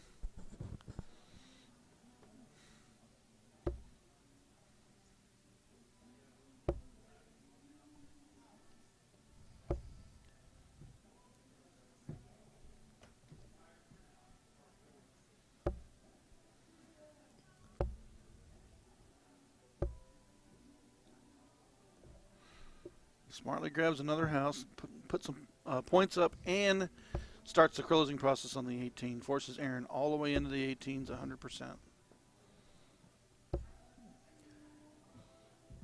Well, Leonard's definitely got this leg in his grasp. Yeah, he's going to throwing a 5-7. Yeah, he's going to start stretching his muscles in this leg. But I tell you what, that 18 again. Aaron's even like, okay, that surprised me.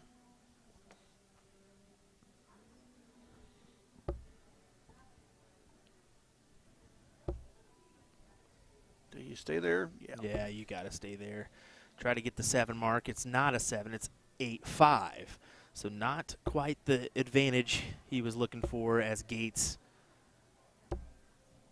Yeah, that sure looked like a triple there, but it was just outside at that first dart. I was going to say that third dart was a triple 20, though. I could see that clear as bell.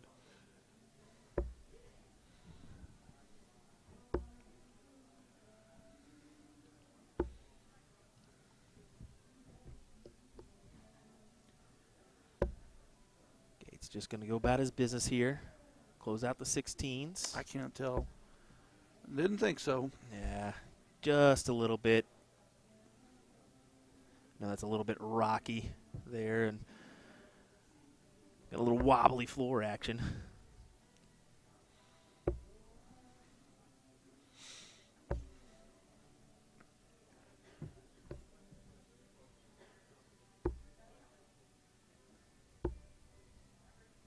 Double bowl. And back to the 15s. Commanding lead for Gates in this leg. Aaron keeps it going. Keep myself in this legs. I do have a 3-1 match. Keep pushing back regardless of what the score says. Well, 3-1 just turned into 3-2 here after a 4.4 from Leonard in that leg.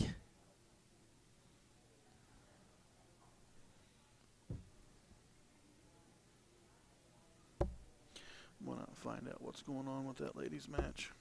Yeah, we do have Sandy Hudson taking on Paula Murphy. Paula Murphy is right now currently up 2-0. Paula throwing 3.57, Sandy throwing 2.87. That really doesn't surprise me there. Paula, it looks like Paula has just closed out that leg with a 3-0 finish. So when they update the bracket, we should have our women's final next. Yes, looking forward. I believe that's going to be a best of 7 for that final as Leonard lays in a 9. He's sure coming on strong these last couple legs, really starting to work his rhythm into a groove here. He's catching his rhythm like he should.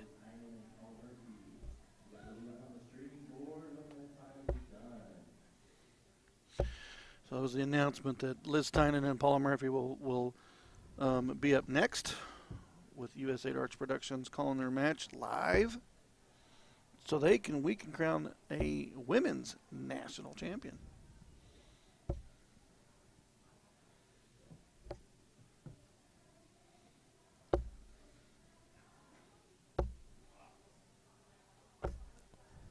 pushing back. Only manages one. There's a big spot right here for AJ. Yeah, he could potentially capitalize and take out the 19s. Does he stay there? Yes, he does. And he gets it. Big That's mark. Aggressive shot there, but that was a good mark.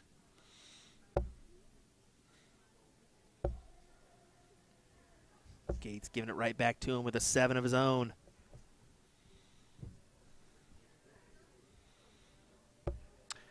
.5.2 this leg for Mr. Aaron Jalbert. 5.6 for Mr. Leonard Gates.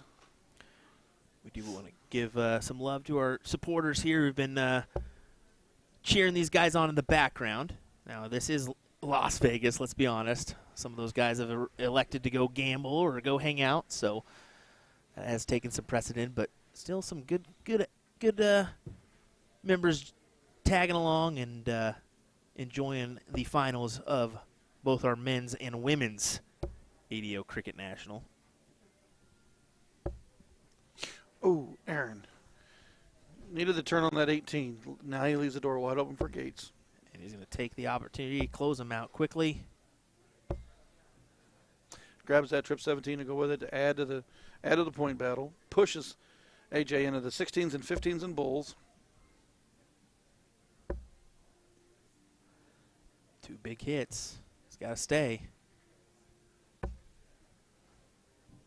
I have seen players in the past trip 50 go for the trip 15 right after it, challenge it because they want both houses. Gates does exactly that. Points with the 17, trips that 15, goes after that 16. AJ back a little bit on his heels, got to load up that 16.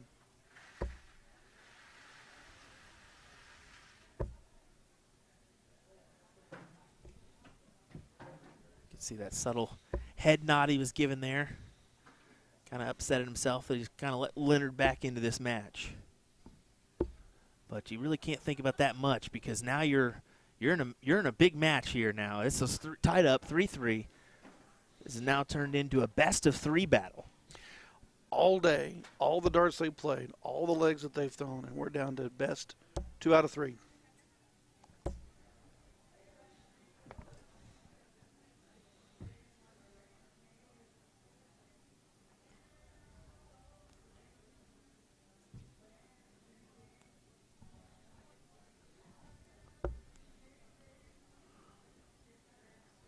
Jalbert looking to do something on the 19s. Not happy with dart 2. No, he's not going to be happy with any of those darts, honestly. Doors open for Leonard to just go ahead and crash the 19s and move on. Talking to himself for each dart. Does get all 3 in there. Yeah, Gates is one of those individuals that will talk to himself while he's throwing. He's always calling himself Gator. Come on, Gator. Old baseball nickname for him, so comes out every once in a while. Ooh. Not happy with that second 18. Right to the 20s. I'm not going to waste it. I'm going to go put some points up. Jalbert, I'm eyeing the 18s here. Would love another triple. So he needs to fill it up. He needs to get out in front. The triple does get him out in front, but not for long, as Gates will close out the 18s and pad the 20s with the 2-house advantage.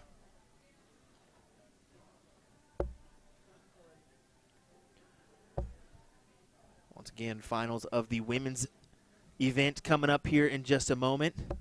Be Liz Tynan taking on Paula Murphy. 6-time champion Paula Murphy. Let's see here. Yeah, 6 cricket national titles. That's correct. That's what the paperwork says.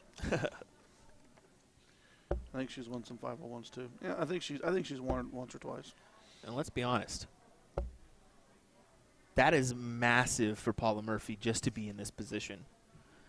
Yes, she's a great shot, but some may know, some may don't. She has been dealing with a little bit of personal stuff that has maybe not allowed her to practice as potentially much as she should for this event. So kudos to her for making it to the finals of this one. It's still Paula Murphy. Yeah, that's the thing. I don't Still care what you Paula say, it's Murphy. still Paula Murphy. Still Paula Murphy, yep. You just know she can roll out of bed, play in her PJs, and be just fine. Fuzzy slippers, everything. Speaking of playing the games right here, Gates got rid of the 16s. He is down in points, but he's the only one at the house.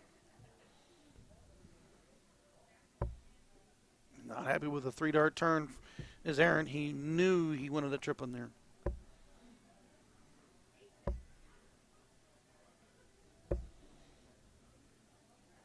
Gates stays smart, adds 5 more on the 16s. Get that point lead up there a little bit. Going to push Aaron into the 15s, at least 6. Yeah, trying to gather some more. Only a 5. That 5 will give him, like I said, once again, subtle lead. Big turn. Yeah. Big turn.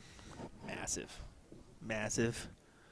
Potential 4-3 score line here if Aaron is not able. And he is not. So here we go. 1, 2, 3.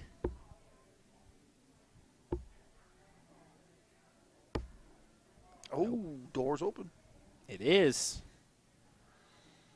This is potential match or leg winning darts here too, folks. It's a big round, but it's still manageable. Nope. He needed that double bull fall. Does collect with the last though.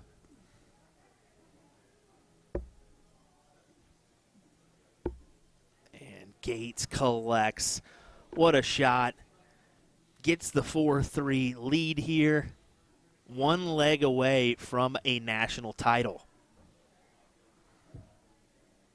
Now, I would say we'll try to get an interview with Leonard right afterwards, but I'm sure they'll be pushing the next match up. So we will try to pull him aside tomorrow or this evening and get an interview out there for you folks as soon as possible.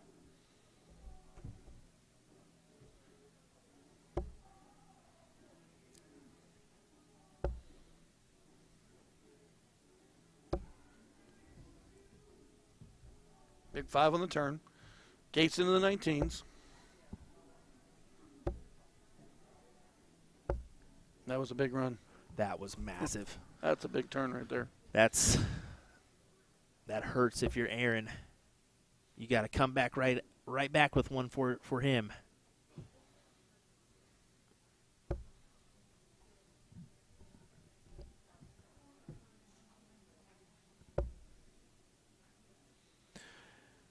Here's the thing, okay, this is what Aaron loves to see right here. Other than that last dart triple, he still has an option though.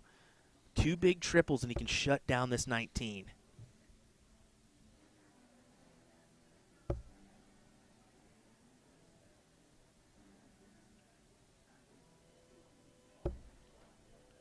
Oh, all he manages to. Man, trip 18, single 18 would have been the right turn. I think that was the opportunity Aaron needed, and to come up short there may hurt. We'll see if he can kind of counteract here. Goes after the 17, wants another house. Yes, yes. And he fills it up with a 9. 19's to Gates. Goes after the 17. Aggressive move. Does it hurt? Ooh, caught his dart and flew out. Leaves the door open for AJ to grab the 19. Little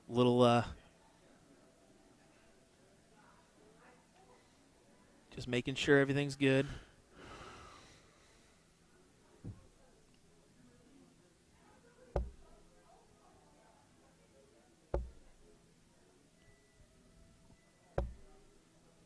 Got rid of the 19 smartly. Went and put up 17 more points.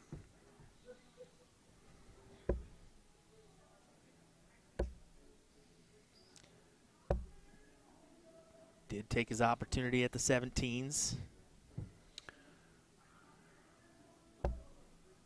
Needs a triple. Needs a triple.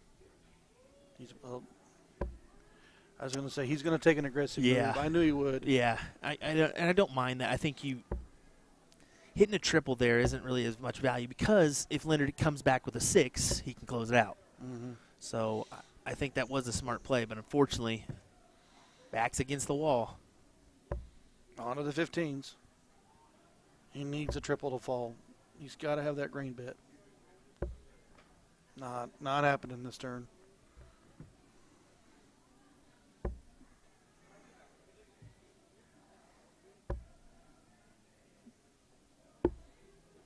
Gates taking the smart play. Get myself some points. Get my bull started. Leave Aaron in at 15. Aaron's coming at him though. Green bit twice. Another one. Or the 16s. He goes at the. I agree. Got to go 16s there. Try to close it out.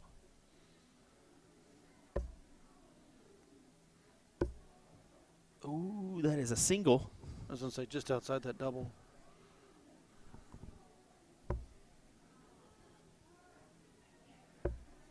Oh, we needed that triple.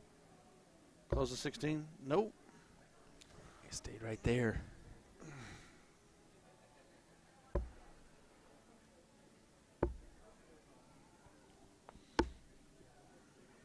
Okay, 16 and a bull.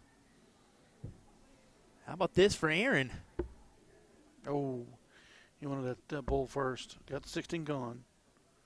To the 15s. Yep.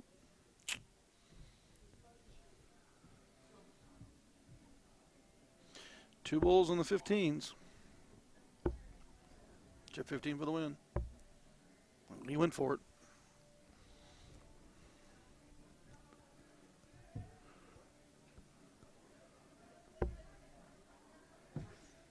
Difficult for Jalbert on that first start. Only manages two. So here we go. Gates. Single bull. And two 15s for the win. Whoa. That surprised me. Yeah, that really. But I think he's just trying to reassure himself that it's going to force Aaron to hit, what, 5 or 6? It's going to cost him to hit 5, right? Aaron needs to trip 15 single bull, double bull. He needs, yeah. Oh, yeah, that's right. That's correct. 100% correct. Hit a winning dart in his hand when set on the bull. Okay. Single bull, single 15. 15's gone. And there it is. Yep. My goodness. Leonard Gates comes from behind to win the title, but I want to be straight up honest. Aaron Jalbert, hell of a run today to end up in the finals here. He's going to take home $1,100 for second. Leonard Gates will take home $2,200 for first place. But overall, a fantastic bracket of darts in general. Thank you to everyone that was watching. Thank you that watched, everyone that for the men's that played.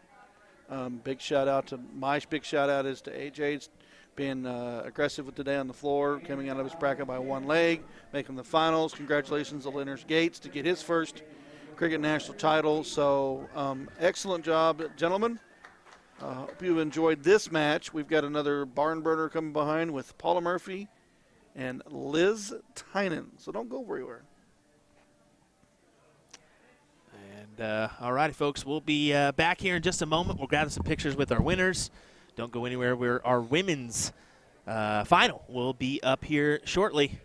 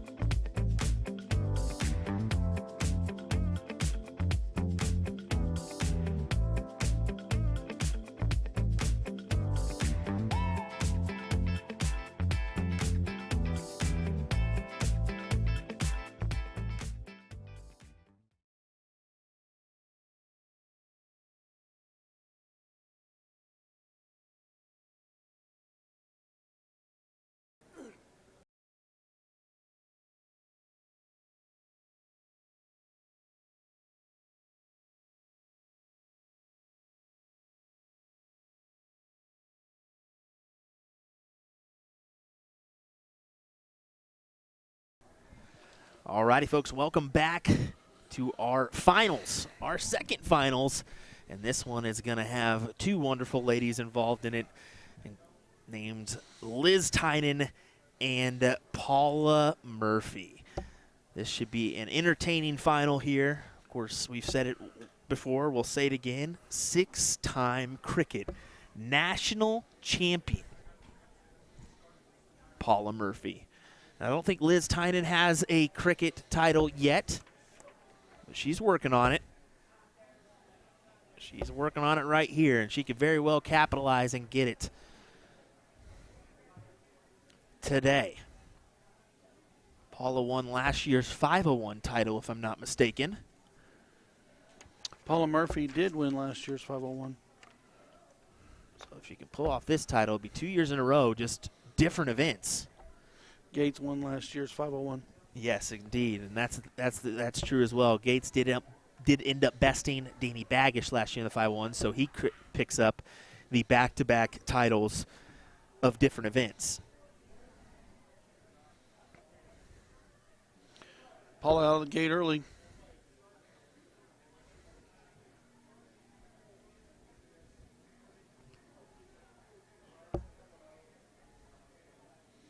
Wasn't happy with that. The feeling of that second dart, had to reset. It still pulled, but she went right to the 20s for points.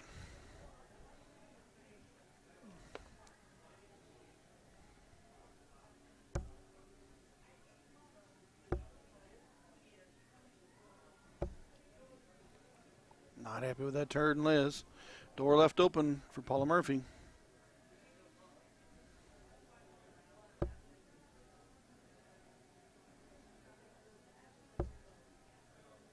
Not happy with that second dart again. Resets herself. Back to the 20. That's the experience in the players. She could have just been frustrated and throw the third dart and miss, but she reset, threw what was more deadly in her mind, which is more points. Even if Liv has a big turn, she was still comfortably out in lead, which she did manage a 5. But advantage still Paula Murphy. Starts off with a big trip 20. That's a big trip 18 as well. Yes, it is. Right down to the 17s. So back-to-back, or not back-to-back, but 2 7 marks in this leg for Paula.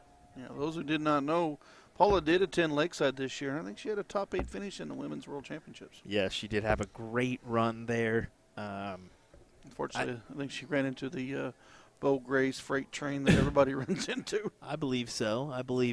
And it's understandable, but I think that those commentators kind of may have not given Paula the respect that she was due on that one.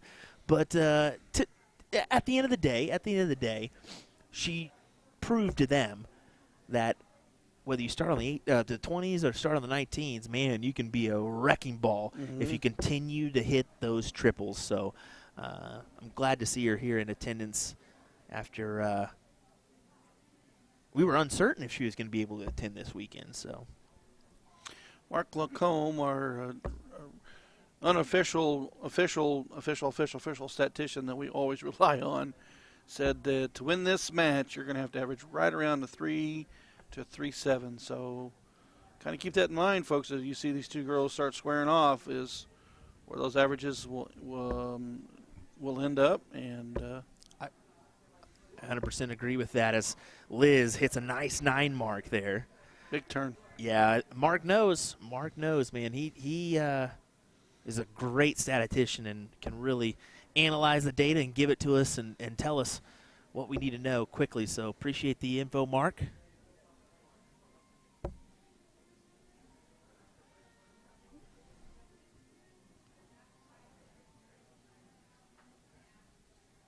Liz back to the 16s. Last round 9.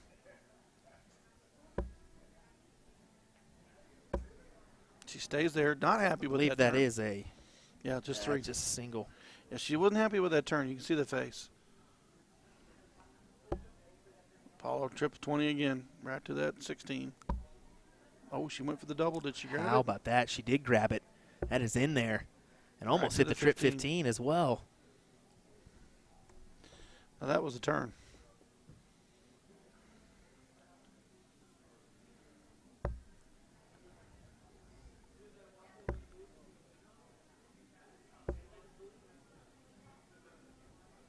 Four on the 15s for Liz. Right back to Paula. Just needs 2 to close.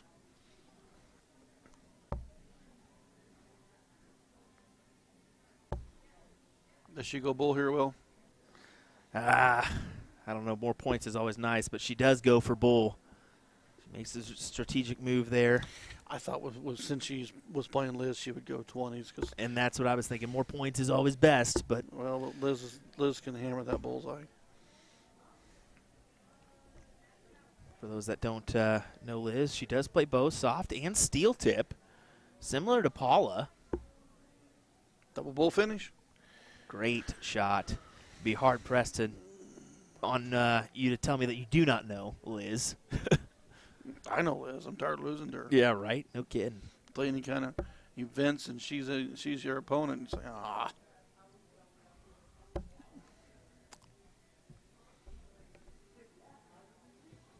One to 0, Paula Murphy.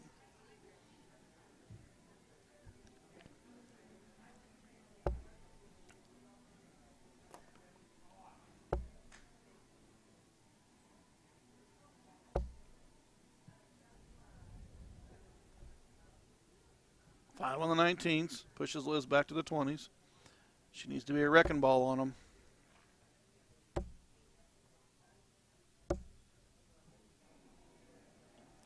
Just 2.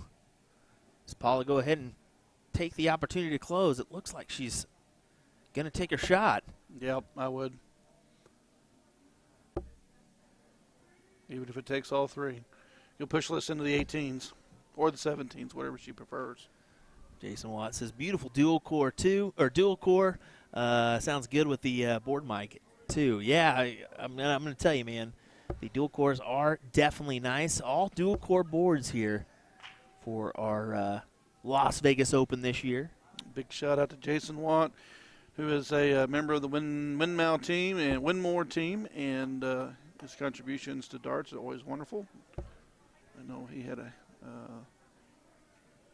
he has a hand in the distribution and stuff in the United States, so definitely. Well, he's banking on potentially being here, but elected to spend some time with family. Can't blame you there, my guy. No. Always love some family time, missing my wife and kiddo as well. Yeah, Good. I'm at the grandkid level, so You got a few gray hairs on that head there, I but ain't got no hair. What are you talking about? I love the grandkids. It's cool. Well, Paula, 317s, goes ahead and closes that out. 74-37 advantage. I'm going to give Catherine Middleton a little shot here. She said she started losing to Liz, too. Yeah, I know. We've seen it, Kat.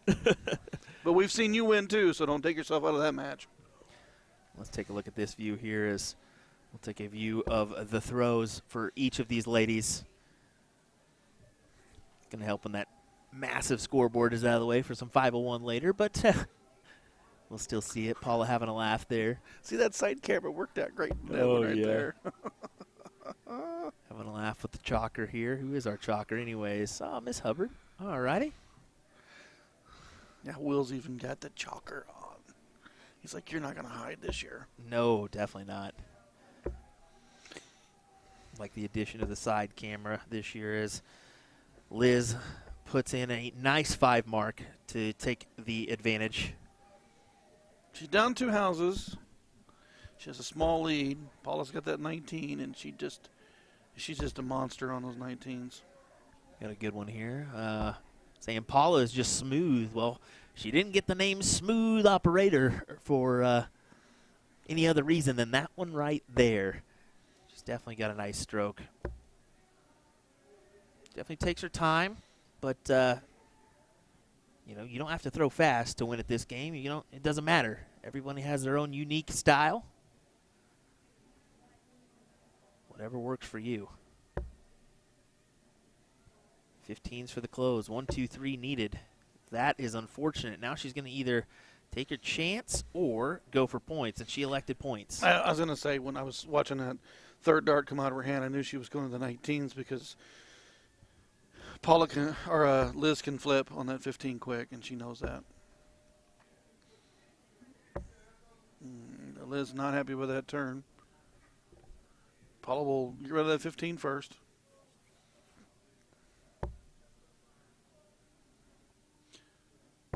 Now, we've seen it earlier. Is she going to go to the bull? She should. Yeah.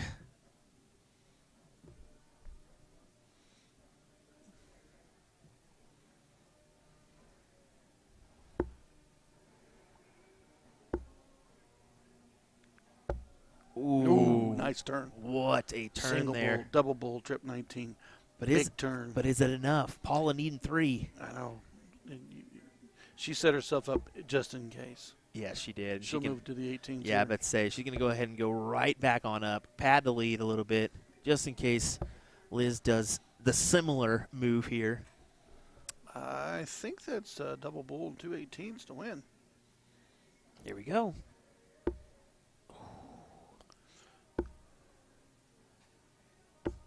She will stay right there, trying to get another bull, just only coming up with 1, though. Paula to the 18s. I know she's going to go there. Oh, well, I'm pleasantly surprised. Going for that win, buddy. And she did it. Yep. Single bull, double bull. I really thought she would go up there and give herself a 2-bull advantage before she went chasing down the bull. But, and Paula Murphy's smooth action, single bull, double bull game. That gives her a 2-0 lead on the scoreline and the start on leg 3. Yeah, that's massive here. She gets the start as well. And you can see our format has changed from last year. If I'm not mistaken, right? We used to do cork every leg. Yeah, that was a new addition this year. We had very large brackets today, and you got to look at the cork. The cork can slow you a little bit. Plus, it also puts the pressure on you to want to win the cork. Yes. Yep. And that's it. That is it right there. It's just to speed up the process a little bit and make sure that we're okay. Speaking of the process, this third leg, Paula jumped out. She really did. She really did. And up to Liz here to make this interesting.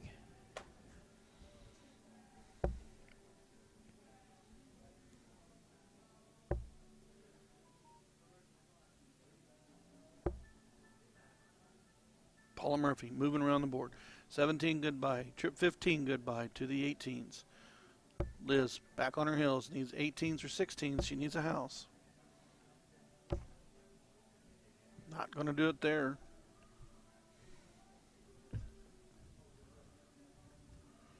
Paula definitely in a massive control of this leg. Knowing her the way we've seen her play, she's gonna take her time, work the board. She's just taking away those houses and moving about her business. Exactly. And you mentioned it. Look at the average here. 4.8 for this leg, but a 3.6 for the match. What Mark saying? 3.7, 3.0 to 3.7. Yep. I think he's pretty spot on. I would say so. Jeff McMahon joining us in the chat as well. Wanted to say hello to him. One of our live stream technicians that helps us out with USA Darts as well as Eagle Eye Sports. So another reason to go over and check out Eagle Eye as well. But there's that single 16, double 16 we've seen out of Paula. And she is one step closer to the win here, as she's going to be eyeballing the bowls. Just needs 3.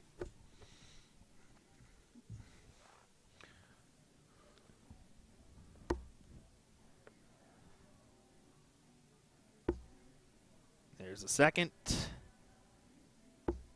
And there is the third. Paula Murphy taking a 3-0 advantage right now. That last leg from Paula, 4.2.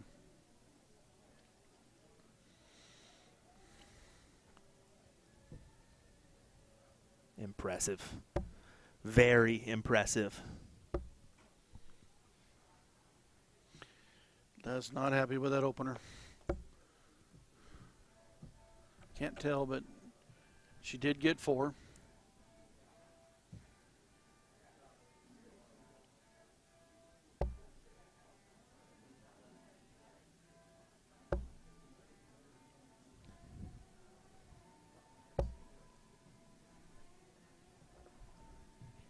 manages 2 on that turn.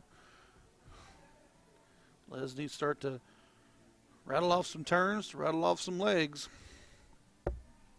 One-legged, one dart at a time. Oh, just into the neighbors here. That is unfortunate for her, but she'll have that recovery on the 20. Do you think she's thinking about it a little bit? Yeah, oh, very well. I mean, it's hard not to think about it. I mean, it's only the national championship, right? You just don't know the pressure until you're up there in that situation. Yeah. No, I mean, we can sit back here and we can critique and we can talk about what they should have done. But until you're towing that line, throwing for it. I want to know with that 3-4, 3-5 right now for Paula how much damage she could have done in the men's bracket. A ton. I'm telling you. She could have very well taken many legs off of these gentlemen. Liz is not going anywhere. She's got the 20s gone, 19's gone. Yes. 60-point lead. No, and she still has time. I mean, yes, there's a 3L deficit, but she can come back from this. We've seen her make stands and make runs at events before. It wouldn't be out of her realm to do that here. Matter of fact, I'd love to see her get 2 legs on the board. At least, but we shall see. Not many people know. I believe Liz is a twin, too. Did you know that? She is a twin. Yeah. Her and her sister both went over the Masters with us. And both her and her sister both played in the World Masters for WDF 2 years ago when it was in Assine, the Netherlands. Nice. That is and they slept late and almost missed their train to almost get their flight home. Anyways, back to darts. Just a reminder real quick before you do, that's what the ADO can do for you folks. You can win trips to nationals or world events in other countries. So why not?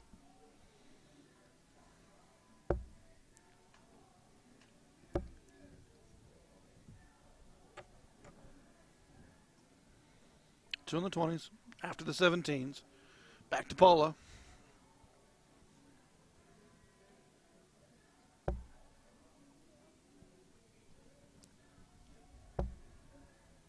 Not happy with that second dart. She stays solid on it. Only manages to. Leaves the door open for Liz to get rid of the 17s. Which she will do. Yeah. Oh, I'll try to do at least. Man, I should make. She gets it. Okay. I have seen that bottom shot from people straying into that 3 a lot today.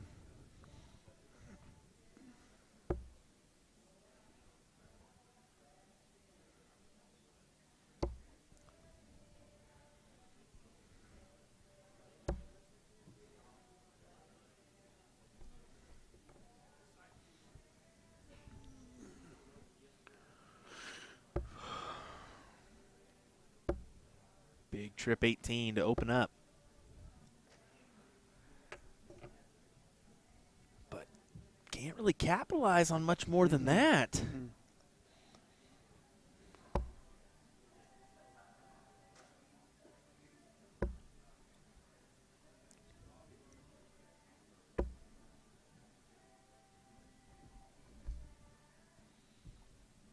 Batting still on for Liz Tynan. She went after the 16s. Right straight to the 20 for points. Not afraid to put 2 more up. But Paula with just 1 can take a look. 1 triple. Oh, how about this from Paula? How about this from Paula? 16's open. She elects to open up another wedge. Makes your opponent think. That does make your opponent think, and it's really interesting, honestly. Liz making a smart one, padding up some more points on the back end there. That is very interesting for Paul. I'm interested to see how she attacks this now. Right back to the 15s, I would assume. No, she'll go back to the 16s.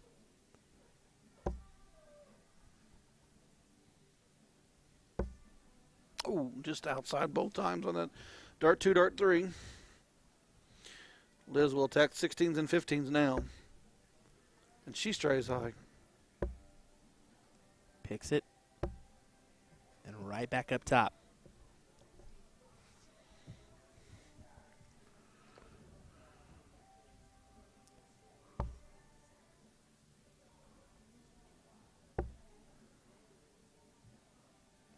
difficult last. Only manages 2. Tynan should go ahead and 1, 2, 3 this number.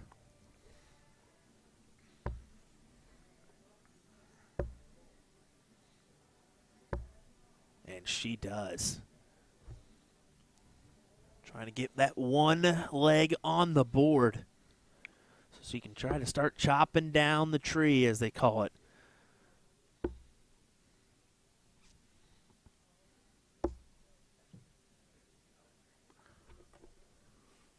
Three balls needed. Take the leg.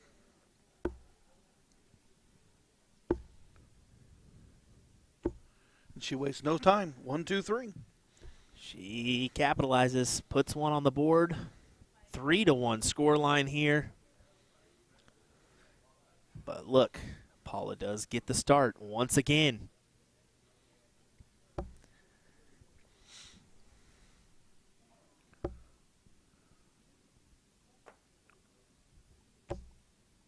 Big 5 to start. Big 5 open. To the 19s, to the 18s. What does she go?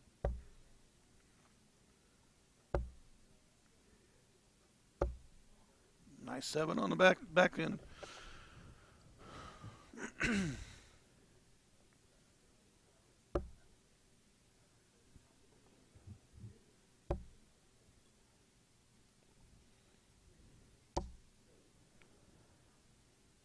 One, 2, 3 there for Paula.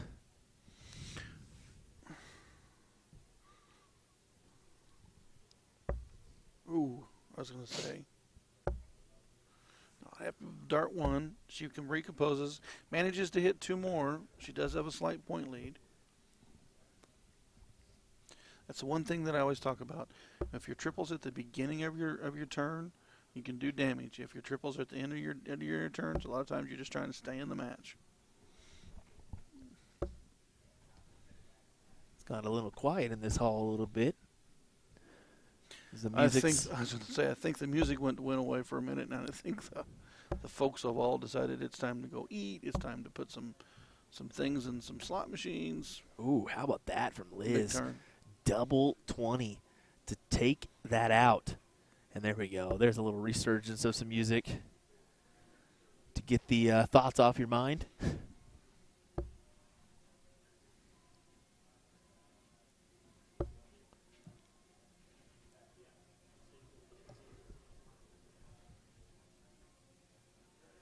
Could be the door opener that Liz needed to make her charge. Did she?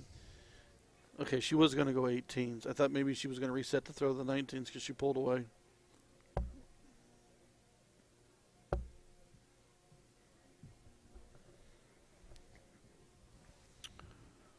Big triple right here can do some damage.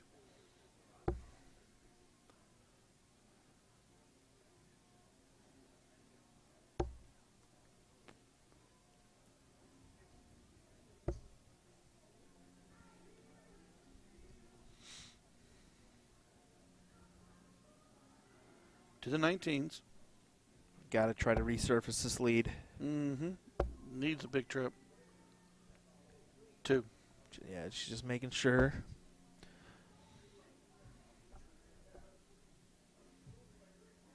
Right now, they're trying to get to the point where they can take a shot at the close. But neither one of them have been comfortable enough with the first 2 darts to even take a look with that 3rd dart. Staying true.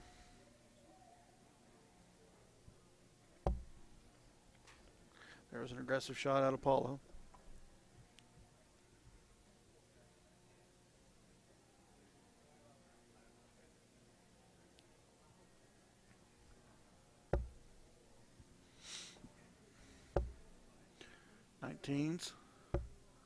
She goes after that 18s. So both ladies on their 2nd dart tripped and then took a look at the other segment.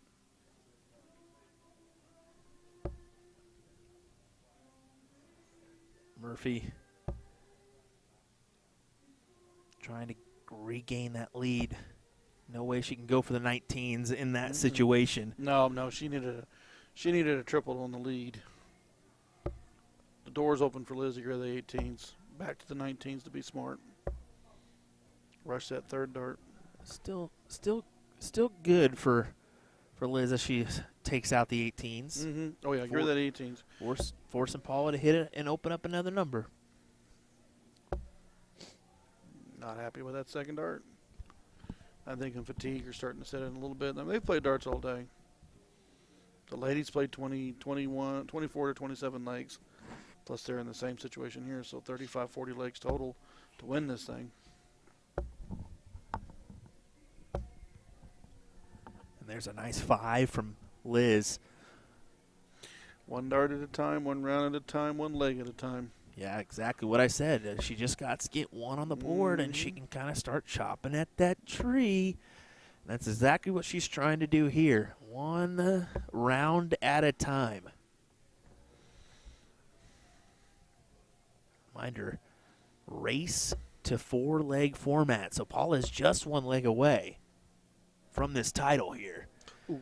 And it's at $1,800 as well for the first place prize, if I'm not mistaken. $1,800 for the first, $1,000 for second. That's great. When you think about it, 77 men, 37 women, and we are just $400 off on the first place total. That's nice. That's good. Well, it's the part that's incredible is the fact that 37 ladies put their darts into the board to try to claim a national title. We're down to our final 2. Great attendance, great turnout. What a great 7 mark from Liz to put her 1 step away from the 3-2 scoreline. Amazing. Here we go. 3 bulls. Pulls in the 17. We'll take the fly off, she says. And she single gets bull, double it. bull. What a little fist pump there from her. Well, it was 3-0. It was then 3-1. Now it's 3-2. And I believe it's a Liz start. Waiting for Dart Connect update. The ladies are towing the line.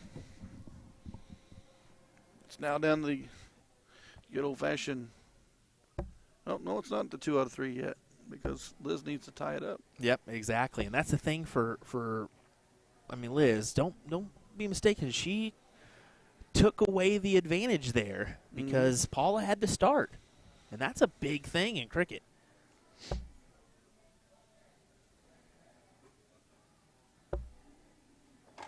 Paula finds it with their second.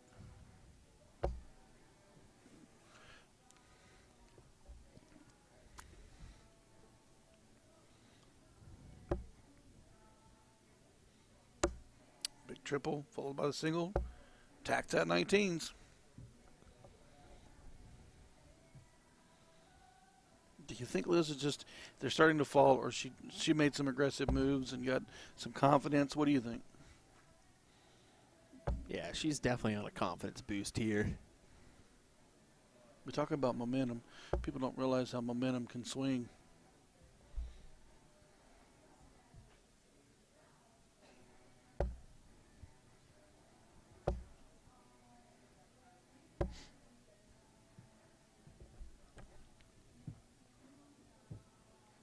Paula's got to find the 18s or 17s. She's choosing the 17s. I like that route for her.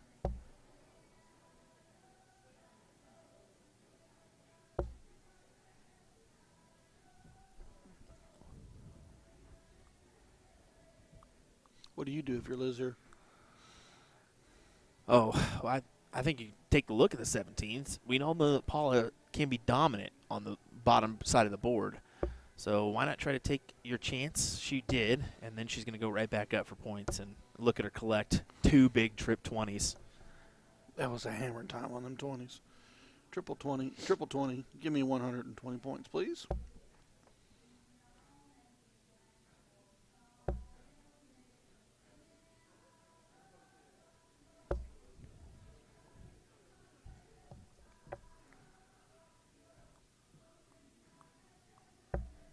Liz goes after the 17s. Does she stay there? She does. But she is going to lose that third dart for the top. It just pulls to the outside.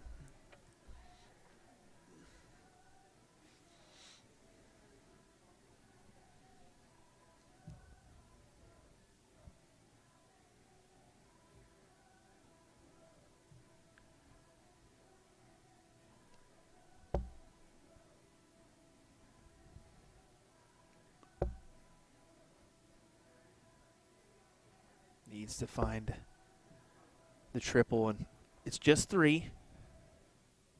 It is a 7-point advantage, but I think the way that Liz is going here should be able to capitalize. Oh, don't speak too soon, Will. Will Stuart. I just put the curse, I guess. Oh, my gosh. Paula back to the 20s. Now, she'll go 17 now. Not happy with that top shot.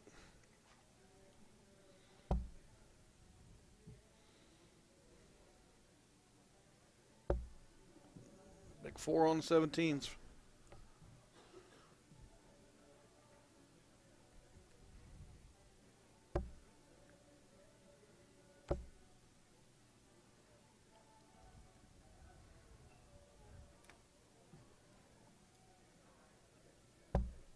She got tired of that 17. She got rid of it.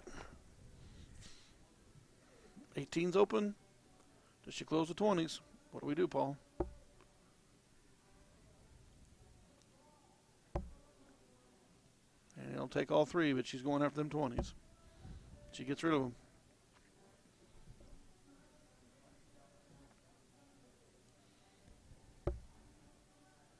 Huge trip 18. Oh.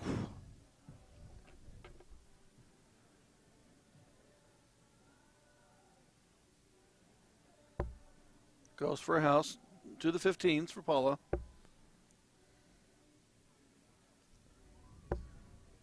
Nice big 5 on that turn. Pushing Linz back on her heels. She's got to make that 18 work for her.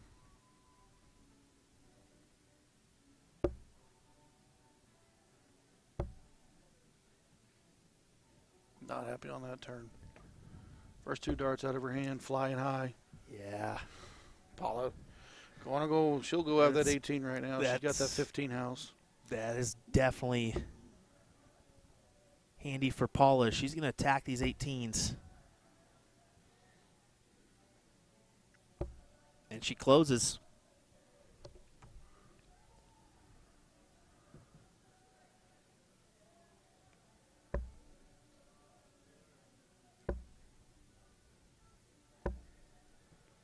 Nice 5 on there.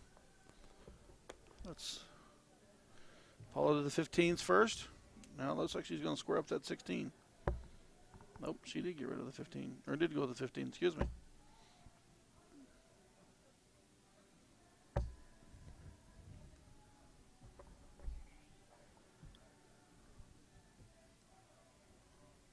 Liz has got to capitalize. I have to have 4 to even take a look. Exactly. She's not going to be able to, so stay there. Can't collect on a triple. Paula,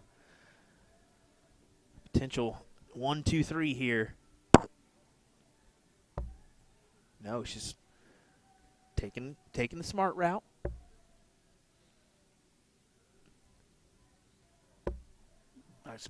Nice trip 15. Yeah. Goes for the 16. Nice smooth shot. 59-point advantage there.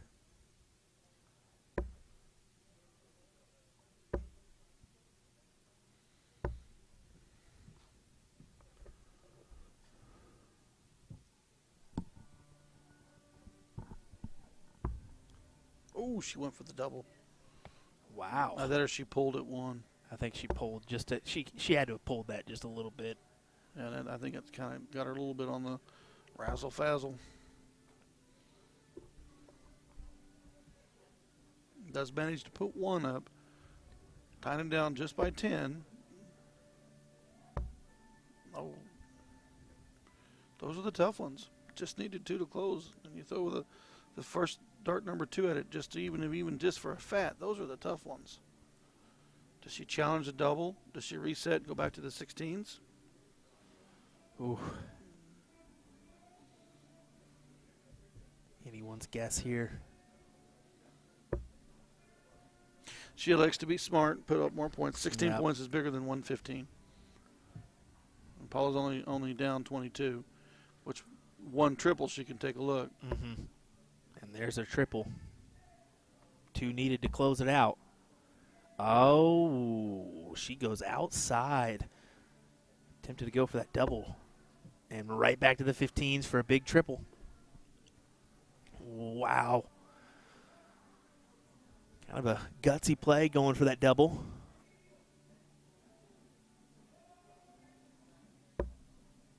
Trip 16.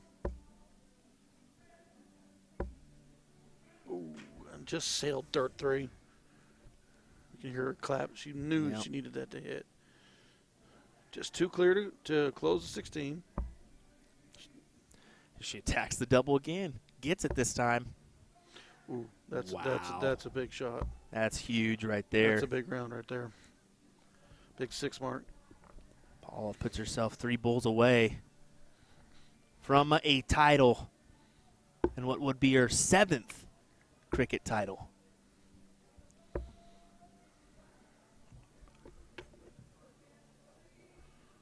What did this with the 16s for? Yeah, I think that she's thinking this one's done. Bulls needed.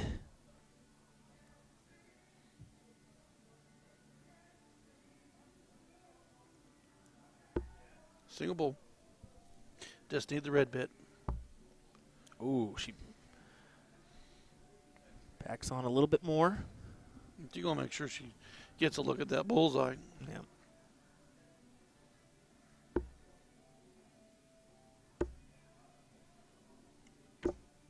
Oh, we call that unlucky.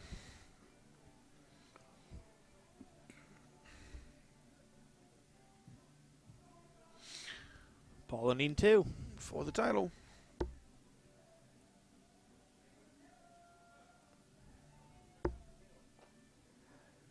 She's unhappy. She knows.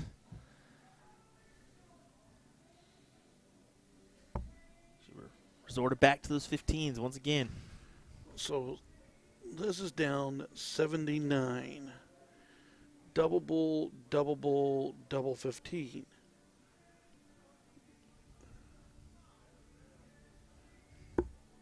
Oh, my. Ooh. Did your heart start? It started going there, bud. That was I was on the edge of my seat there, promising. Paula taking her time here. She'll go 15s here. Yeah. I don't know. Maybe she's lined up. The way she's lined up, she may be going for the win. I think she will. Why not go for the win?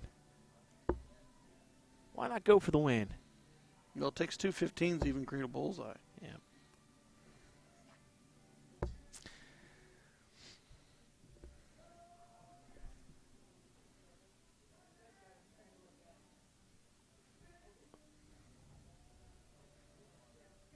Two bulls, 2 15s to claim the leg. She hits the red bit. She needs 2 clear to close.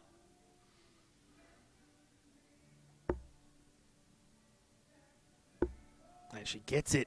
The 15s, Ryan. Oh. She heard her. You heard her, didn't you? And you saw Paula, too, back there. She thought that one was going in. As they're having a laugh here real quick.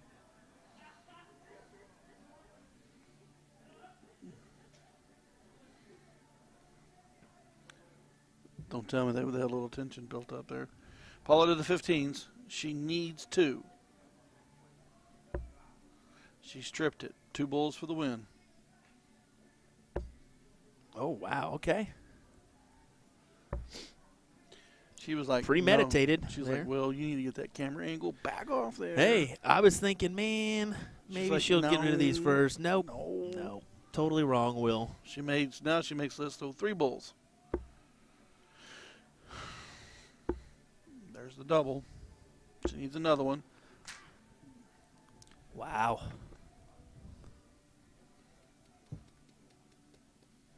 Gritty rounds here. 15 on the fly off. That'll work.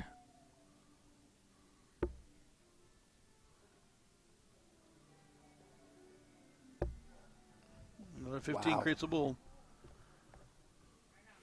So red bit, 2 15s. We've talked about it. 2 bulls, 2 15s.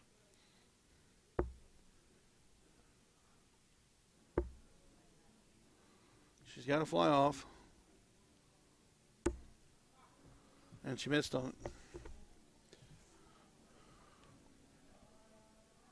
For the win.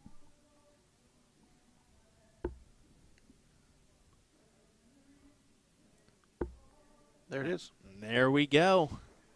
Paula Murphy is crowned your champion here in the ADO Cricket National Championships. Her 7th national title, ladies and gentlemen. A big feat for Paula Murphy. And congrats to Liz Tynan on a great run as well. Good job, ladies. Good playing. Big day over with for them. They get to do it again tomorrow, but tomorrow is now the 501 National Championships, followed by the Open Singles Cricket, and then a big old fancy, fun-filled blind draw to follow that up before we go into our WDF event starting on Saturday. Yep, and for us, we've got some maintenance to do before tomorrow, so I'm not looking forward to that, but it's going to happen nonetheless, and I'll make it happen to better the stream for tomorrow. So some improvements to be made. We'll make that happen. We are going to go ahead and, oh, no. Looks like an oopsie on the old trophy presentation there.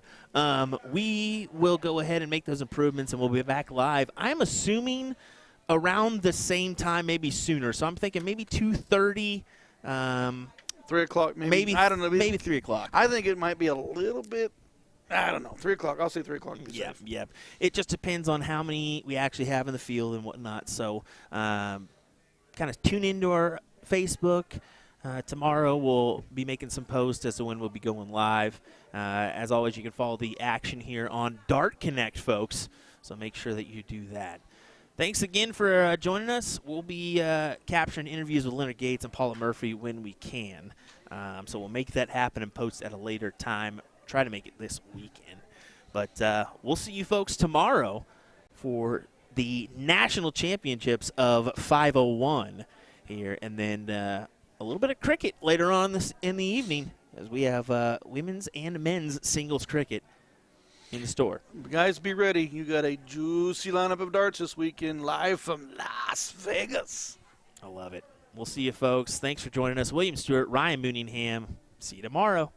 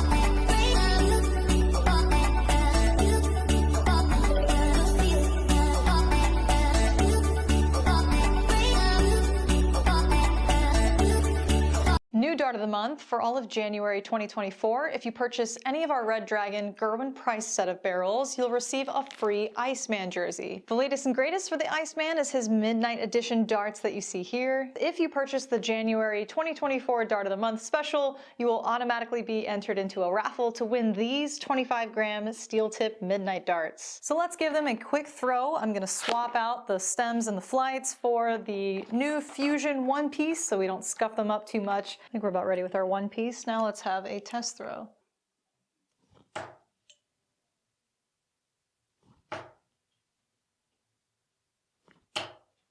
right, let's go for a ride. A long straight barrel always gets the job done for me. We've got subtle ring cuts here all throughout the barrel. Very nice. That's it for now, folks. Be sure to check out A2Zarts.com. Just look for the Dart of the Month banner found on our homepage. I'll see you next time.